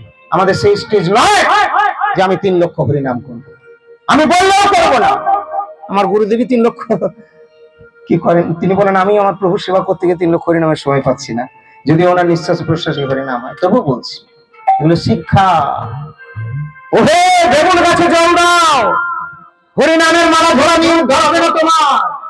মঠে এসে অনেক ভক্তরা থাকেন, গৃহস্থ ভক্তরা, পাছে মহারাজ প্রভুরা কাজ বলে দেন, ওই জন্য মালাটি নিয়ে তিলক করাই আছে, আর যে যা আসবে আবার না চিনলে চরণে বসে প্রণাম করতে শুরু করবে, মালা নিয়ে বসে গেলে। মঠে এসে ঝাড়ু দাও, মঠে এসে সেবা করো। তুমি যদি গৃহস্থ লোক হয়ে মঠে এসে মালাই করবে, তাহলে হোটেলের মতো এখানে প্রসাদ পাওয়াটা না রেখে হোটেলের ব্যবস্থা করলেই পারতে, না একটু প্রসাদ নিয়ে গিয়ে মিশিয়ে নেবে। মঠের সেবা করো, ধামের সেবা করলে নাম জিহ্বাতে আপনা আপনি আসবে। আর ধাম সেবা যদি না হয়, নাম সেবা করেও তুমি সুখ পাবে। কোটি জন্ম করে যদি শ্রবণ কীর্তন তথা কৃষ্ণ হবে, তাই প্রেম ধন শ্রবণ কীর্তন যদি আনুগত্য বই না হয়, তাহলে কিন্তু কৃষ্ণ প্রেম হবে না। আমরা কখনো গুরুপাদ পদ্মের গুরুনিষ্ঠ বৈষ্ণবের অনুকরণ করতে যাব না, তাদের সমসামে তাদের সংস্থানে আমরা কখনো নিজেদেরকে ভেবে নেব না। জানবো আমার গুরুপাদ পদ্ম অনেক বড় বস্তু, গুরু দেবতাত্মা গুরুনিষ্ঠ বৈষ্ণবের চরণ ধরে হওয়ার যোগ্যতা আমার নেই, তবে তো এই ভাবনা হলে আমি গুরু বৈষ্ণবের পাদ পদ্মের পূজা করতে পারবো। গুরু বৈষ্ণব পাদ পদ্মে যদি মতি থাকে, গুরু বৈষ্ণবের হৃদয়ের ধন প্রাণ সর্বস্ব শ্রীমান মহাপ্রভু রাধা গোবিন্দ মহারাজ শ্রী পাদ পদ্মে, তবে আমাদের মতি হবে, রুচি হবে, সেবা হবে। তার জন্য নারদ মুনি এখানে শিক্ষা দিলেন এবং বললেন হরিনাম শ্রবণ প্রণাম স্তুতি বাদ বৈষ্ণব মহিমা কহ বৈষ্ণব প্রসাদ, হরিনাম হরিকথা হরি সংকীর্তন হরির চরিত্র বিনে না করিবেন। তোমরা হরি সম্পর্কিত বস্তু ছাড়া আর বলবে না। তোমরা এখানে ওখানে যাচ্ছ, আজে বাজে গল্পে কথায় তোমাদের কত সময় চলে যাচ্ছে, হরি প্রসঙ্গ আসছে না কেন? হরি গুরু বৈষ্ণবের প্রসঙ্গ আসছে না কেন? তার মানে তুমি মায়ার সঙ্গ করছো। এই জন্য হরিনাম মুখে রাখতে হবে, হাতে কাম মুখে নাম। গুরু গৃহে যারা রয়েছেন তারা হাতে সেবা কার্য করবেন, আর যারা গুরু গৃহে নিয়ে নিজের ঘরে আছেন তারাও সবসময় মালাতে ধরে বসে থাকলে হবে না। মালা ধরে বসে থাকলে ছেলে পিলেরা অটোমেটিক রাগারাগি করবে। তার জন্য মালা ধরতে, ওই নির্বন্ধ হরিনাম করতে 1-1.5 ঘন্টা মাত্র লাগবে, 2 ঘন্টা। আপনি সারাদিন মালা ধরে ধরে, এরা তো রাত্রি 12টা 2টো পর্যন্ত কখনো করে, আমার অস্বস্তি বোধ হয়। এই হরি নাম তোমাকে গুরুদেব বলেননি। তুমি নির্দিষ্ট, আমাদের আছে না নির্দিষ্ট টাইমে খাওয়া শোয়া, এদের টাইম জ্ঞান নেই। এতদিন ধরে বলে ওরা রুটিন করতে পারছে না। তোমার নির্দিষ্ট টাইমের মধ্যেই তোমাকে করতে হবে।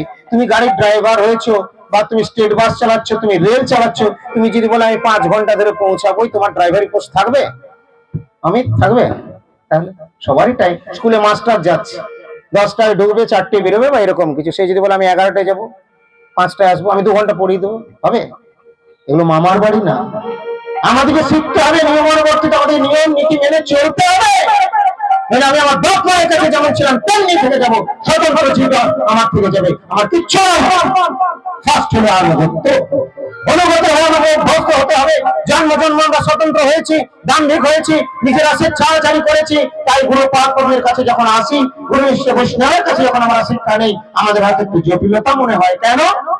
আমরা জড় জাগতিক ইচ্ছায় চালিত হয়েছিলাম, আজকে আমরা পারমার্থিক বিচার দিয়ে গুরু বৈষ্ণবের দ্বারা চালিত হতে হচ্ছে। তার জন্য আমাদের একটু অসুবিধা হচ্ছে, কিন্তু এই অসুবিধাটা যদি আমরা মেনে নিই, আমরা যদি শিক্ষাগুলো গ্রহণ করে নিই, আমার মতো লাভবান আর এত কেউ হবে না। তাই বললেন যে তোমরা হরি সংকীর্তন, এটার উপরে জোর দাও। হরে কৃষ্ণ কৃষ্ণ কৃষ্ণ হরে হরে হরে রাম হরে রাম রাম রাম হরে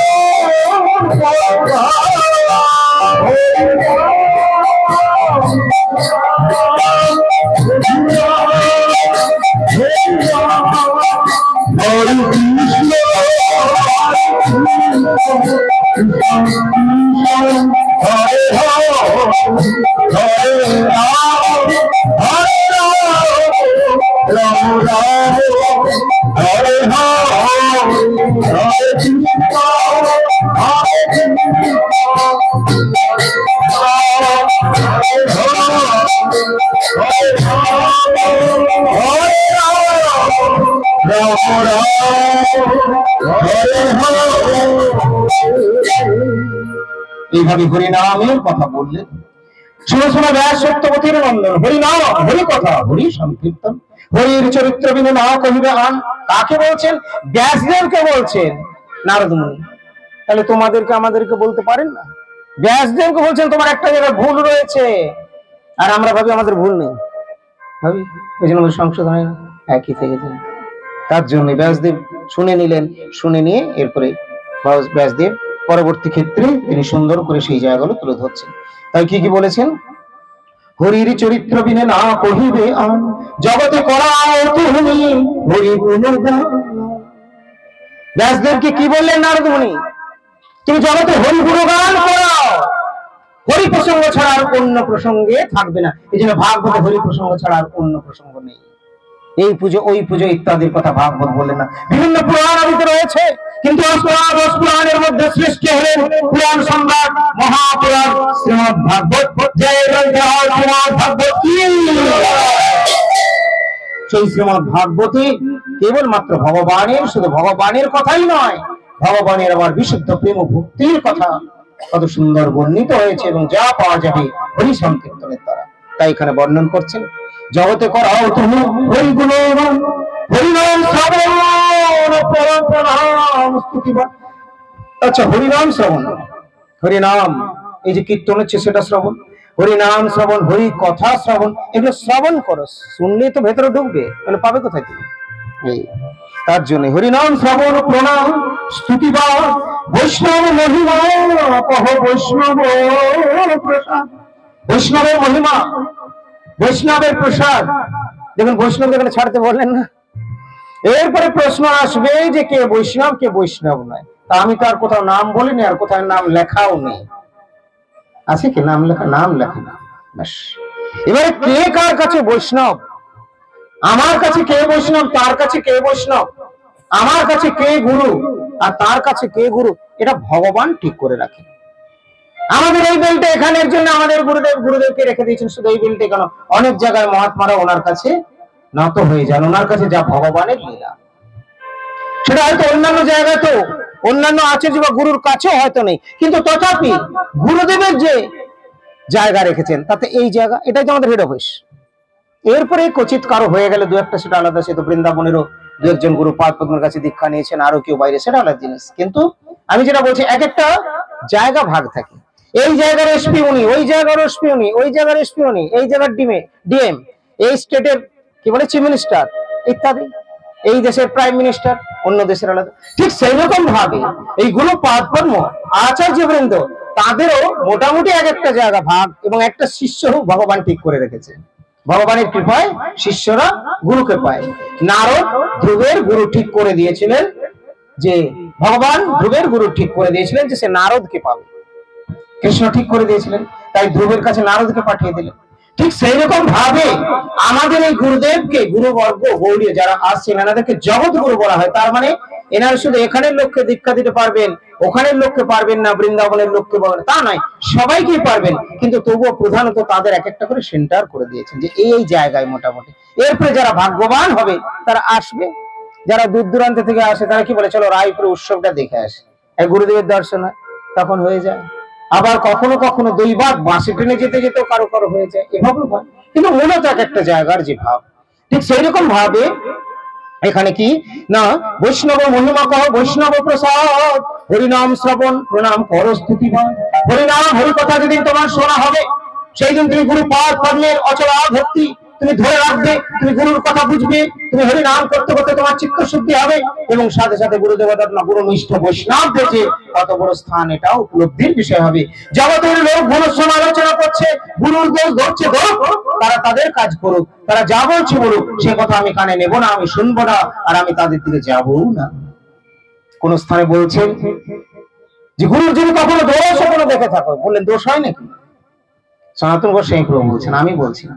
গুরুর বিক্রিয়া যদি দেখো কখনো, তথাপি না গুরু নিন্দ হয়,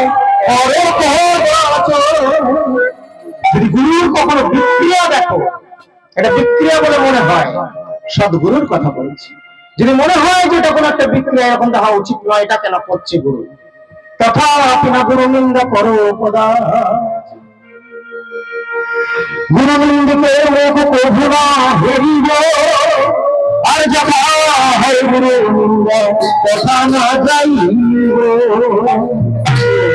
তাই আমরা গুরু পাদ পদ্মে নিন্দুকের মুখ দর্শন করব না, যেটাই গুরুর সমালোচনা হয়, গুরু বৈষ্ণবের যেটাই সমালোচনা হয়, আমরা সেই স্থানও পরিত্যাগ করি। তুমি ভাই তোমার দু হাত অপবিত্র করেছো, আমি আমার কর্ণ যুগল আমার হৃদয় থেকে অপবিত্র করবো, তাই যেখানে গুরু বৈষ্ণবের নিন্দা সমালোচনা হয় আমি সেখানে যাবো না। আমার গুরু চাই, আমি গুরু ছাড়া কখনো ভজন করতে পারবো না, আমি গুরু ছাড়া থাকতেও চাই না, কিন্তু আমার গুরু দেবতা তোমার গুরুনিষ্ঠ বৈষ্ণব চাই। ভগবান একাকি থাকেন না, কেউ যদি বলে শুধু আমার কৃষ্ণ চাই, বলা ভুল হয়ে যাবে। পরিপূরিত হয়ে কৃষ্ণ হয়েছে, তাই প্রকৃত গুরু সদ্গুরু গুরু পাদ পদ্মের সেবাটা কিন্তু এরকম না। যখন শ্রী ভক্তি সিদ্ধান্ত সরস্বতীর স্বামীর পদ, তিনি তার জন্মের মাধ্যমে সারা বিশ্বে বহুল প্রচার করেছে, কিন্তু আজকে আমরা প্রচার করতে অসমর্থ হয়ে যাচ্ছি। কেন? আমাদের কেউ করে না, আমাদের কেউ করতে যাবে না। কেউ বলবে আমি অতক্ষণ বসে থাকতে পারবো না, আমার কোমরে ব্যথা হয়। কেউ বলবে আমি বাইরে গেলে আমার নিয়ম রুটিন ফেল করে যায়, আমার পক্ষে সম্ভব নয়। কেউ বলবে শরীর ক্লান্ত, কেউ বলবে আমার অত শাস্ত্র কথা জানা নেই, কেউ বলবে আমার প্রতি অত গুরু কৃপা নেই। তো কেউ বলে ভাই তুমি যদি পারো না, তাহলে যেখানে হচ্ছে সেখানে যাও না কেন, বা যেখানে হচ্ছে তাদের কথাগুলো বলো না কেন, বা যদি কিছুই বলতে না পারো তাদের নিন্দা কেন করছে হবে। তো ওটা যদি বলা হয়, কথা প্রসঙ্গে মনে পড়ে গেল, পুরীতে আমাদের সমুদ্র আছে, তো সমুদ্রের কথা মনে পড়ে গেল। তো কি কথা না, ওই সমুদ্রে এক বাবা সন্ত তপস্যা তপ করছেন, ভগবানকে সেখানে স্মরণ করছেন আর তর্পণও করছেন। তো তর্পণ করতে গিয়ে হঠাৎ একটা ওই জলের কীট এসে উঠেছে এবং বাবাকে এখানে দংশন করে দিয়েছে, কেটে দিয়েছে। বাবা ছেড়ে ফেললো, একটু জ্বালা করলো, ঘষে নিল, আবার করতে যাচ্ছেন, আবার দ্বিতীয়বার সেটাই, আবার তৃতীয়বার এটাই। তখন পাশে আরেকজন ছিল, সে দেখে বলছে, বাবা তোমাকে বারবার এমনি করছে, ওটা তোটা মেরে দিতে পারছো না, ওকে চটকে করে মেরে দাও, তাহলে বারবার তোমাকে ওই কাটছে তো। তো বাবাজি একটু হাসলেন আর মৃদু এসে বললেন, देखो वो तो उसका काम कर रहे हैं और मैं अपना काम कर रहा हूँ। ये अपना अपना स्वभाव के अनुसार काम करते हैं। उसका स्वभाव हिंसा दंशन करना और संत का स्वभाव होता है क्षमा करना। इसीलिए मैं तो उसकी तरफ उसको ऐसा नहीं कर सकते। वो আমাকে হিংসা করেছে, কিন্তু সাধু কার্য হচ্ছে হিংসা করা নয়, সাধু দয়া করেন, ক্ষমা করেন। বারবার দংশন করছে, তুমি তাকে মেরে দিচ্ছ না, বলে স্বভাব অনুসারে কাজ করছে, আর এটা আমার স্বভাব, আমিও ঝিটে ফেলছি, ওকে মারতে পারছি না। এইভাবেই সাধু প্রথম থেকে তৈরি হয়ে নিজের জীবন এইভাবে গঠন হয়েছে। তাই সাধু সাধু কাজ করছেন, হিংসা যারা করছে, যারা আজে বাজে করছে করে, তাদের প্রতি ওই ধরনের সাধু কখনো পাল্টা নিতে পারেন না। হয়তো তাদের কথাই বলে যাবেন, কিন্তু তারা এই কার্য করে যায়। তাই হাজি হাজি করতে রহো, আপনা কাম করতে চলো। তুলসীদাস জি বলছেন, ঠিক আছে সবাইকে সব জায়গায় প্রোটেস্ট করতে পারবে না। বলেন হ্যাঁ হ্যাঁ হ্যাঁ, মানে কানে ঢুকিও না, এক কানে ঢুকে আরেক কানে বের করে দাও, আর ভক্তি পথে হরিনাম কীর্তন করতে করতে এগিয়ে চলো। তো এইভাবে বলছেন যে হরিনাম শ্রবণ প্রণাম স্তুতি পাঠ বৈষ্ণব মহিমা কহ বৈষ্ণব প্রসাদ, হরি ভক্তি বিনে আর না কহে ধর্ম, সর্বধর্ম ফল হরি আরাধর কর্ম। এতকে বলিয়া তবে ব্রহ্মানন্দন ওই আপনার পূর্ব জন্ম বিবরণ। এই বলে ব্রহ্মা বললেন, আর শোনো, শুধু হরিনাম হরি সংকীর্তনটা আছে, কিন্তু সেই সাথে বৈষ্ণব বন্দনা করবে। বৈষ্ণব রাজ হচ্ছেন কে? শ্রী গুরুপাদ। তাই বৈষ্ণবদের রাজা, তার মানে আবার বৈষ্ণব থাকবে। বৈষ্ণব রাজ শ্রী গুরুপাদ পদ্ম। এই সাধু সন্ত গুরু বৈষ্ণবের সেবা করতে হবে। গুরুপাদ পদ্মের গুরু নিজ জনের এই বৈষ্ণব মহিমা কহ বৈষ্ণব প্রসাদ, হরি ভক্তি বিনা আর না কহিয়ে ধর্ম, সর্বধর্ম ফল হরি আর ধর্ম। সর্বধর্মের ফল শ্রেষ্ঠ হলো হরি আরাধন। যদি ভগবানের আরাধনা করার প্রবৃত্তি কারো হয়, সেই সৌভাগ্য হয়ে যায়, তাহলে জানতে হবে তিনি মহা মহা মহাভাগ্যবান। একে বলিয়া তবে ব্রহ্মার নন্দন কহে আপনার পূর্ব জন্ম বিবরণ। এই কথাগুলি বলে শুধু যে বৈষ্ণব সেবা বা ভক্ত সেবার আমি বললাম তাই নয়, শুধু যে তোমাদেরকে উপদেশ তাই নয়, আমার নিজের জীবনেও তা হয়েছে, আমি করেছি, আমি করে তোমাদেরকে বলছি। এমন নয় যে আমি ভক্ত সেবা করিনি, বৈষ্ণব সেবা করিনি, বড় বড় লেকচার দিচ্ছি। আমি বৈষ্ণব সেবা করেছি, আমি ভক্তের সেবা করেছি, তাই তো আমি পেয়েছি। এটা নারদ বললেন। কি পেয়েছেন? নারদ মুনি বললেন, দ্বিজ ঘরে ছিল আমি দাসীর তনয়, আচম্বিতে আইল তথা ভক্ত মহাশয়। এতই বলিয়া তবে ব্রহ্মার নন্দন কহে আপনার পূর্ব জন্ম বিবরণ। দ্বিজ ঘরে ছিল আমি দাসীর তনয়, আমি ব্রাহ্মণের ঘরে, আমার মা দাসী ছিল, আমি তার পুত্র রূপে ছিলাম। আচম্বিতে আইল তথা ভক্ত মহাশয়, কিন্তু সেখানে ভক্ত বৈষ্ণব এসেছিলেন। হঠাৎ করে কৃপা করে তারা বলে দিল উপদেশ, তারা আমাকে উপদেশ দিয়েছিল। তা সবার প্রসাদে ভোজন ঋষিকে সাধুর প্রসাদে তারা উপদেশ দিলেন, তাদের উচ্ছিষ্ট ভোজন আদি করেছি।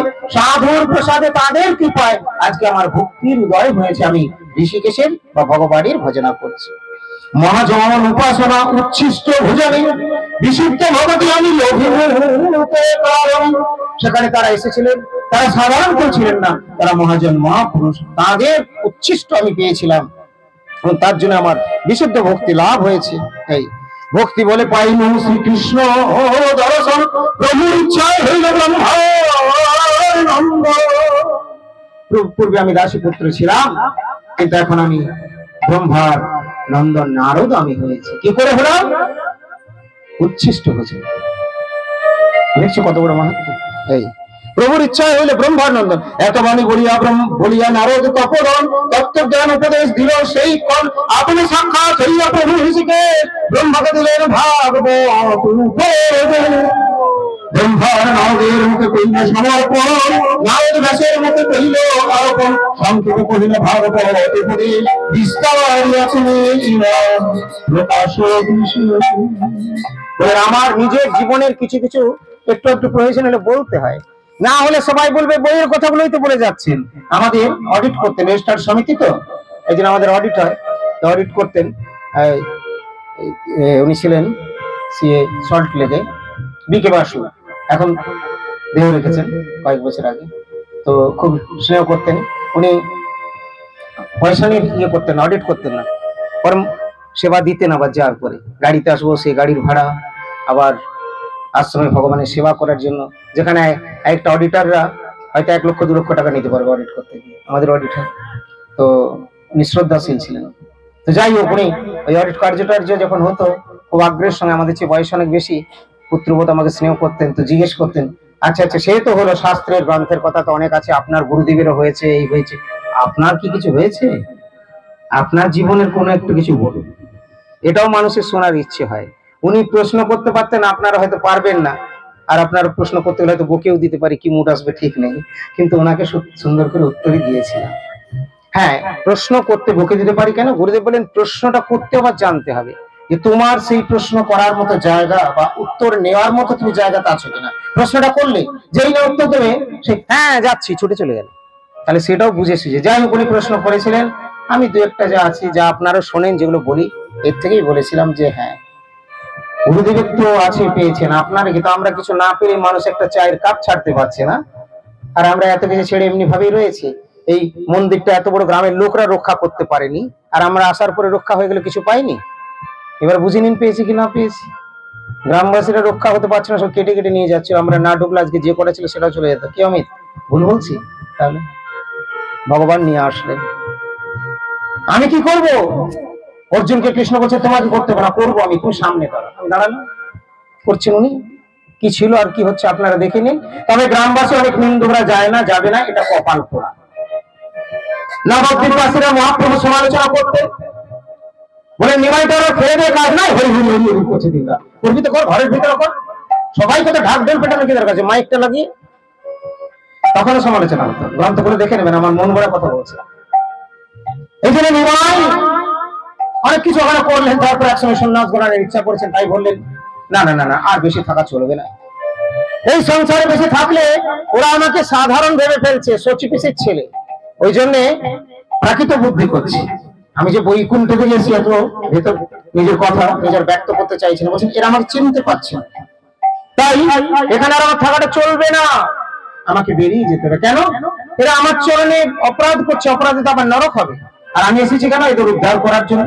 তাই মহাপ্রভু করুণার মূর্ত বিগ্রহ, করুণা অবতার, করুণা অবতার, করুণা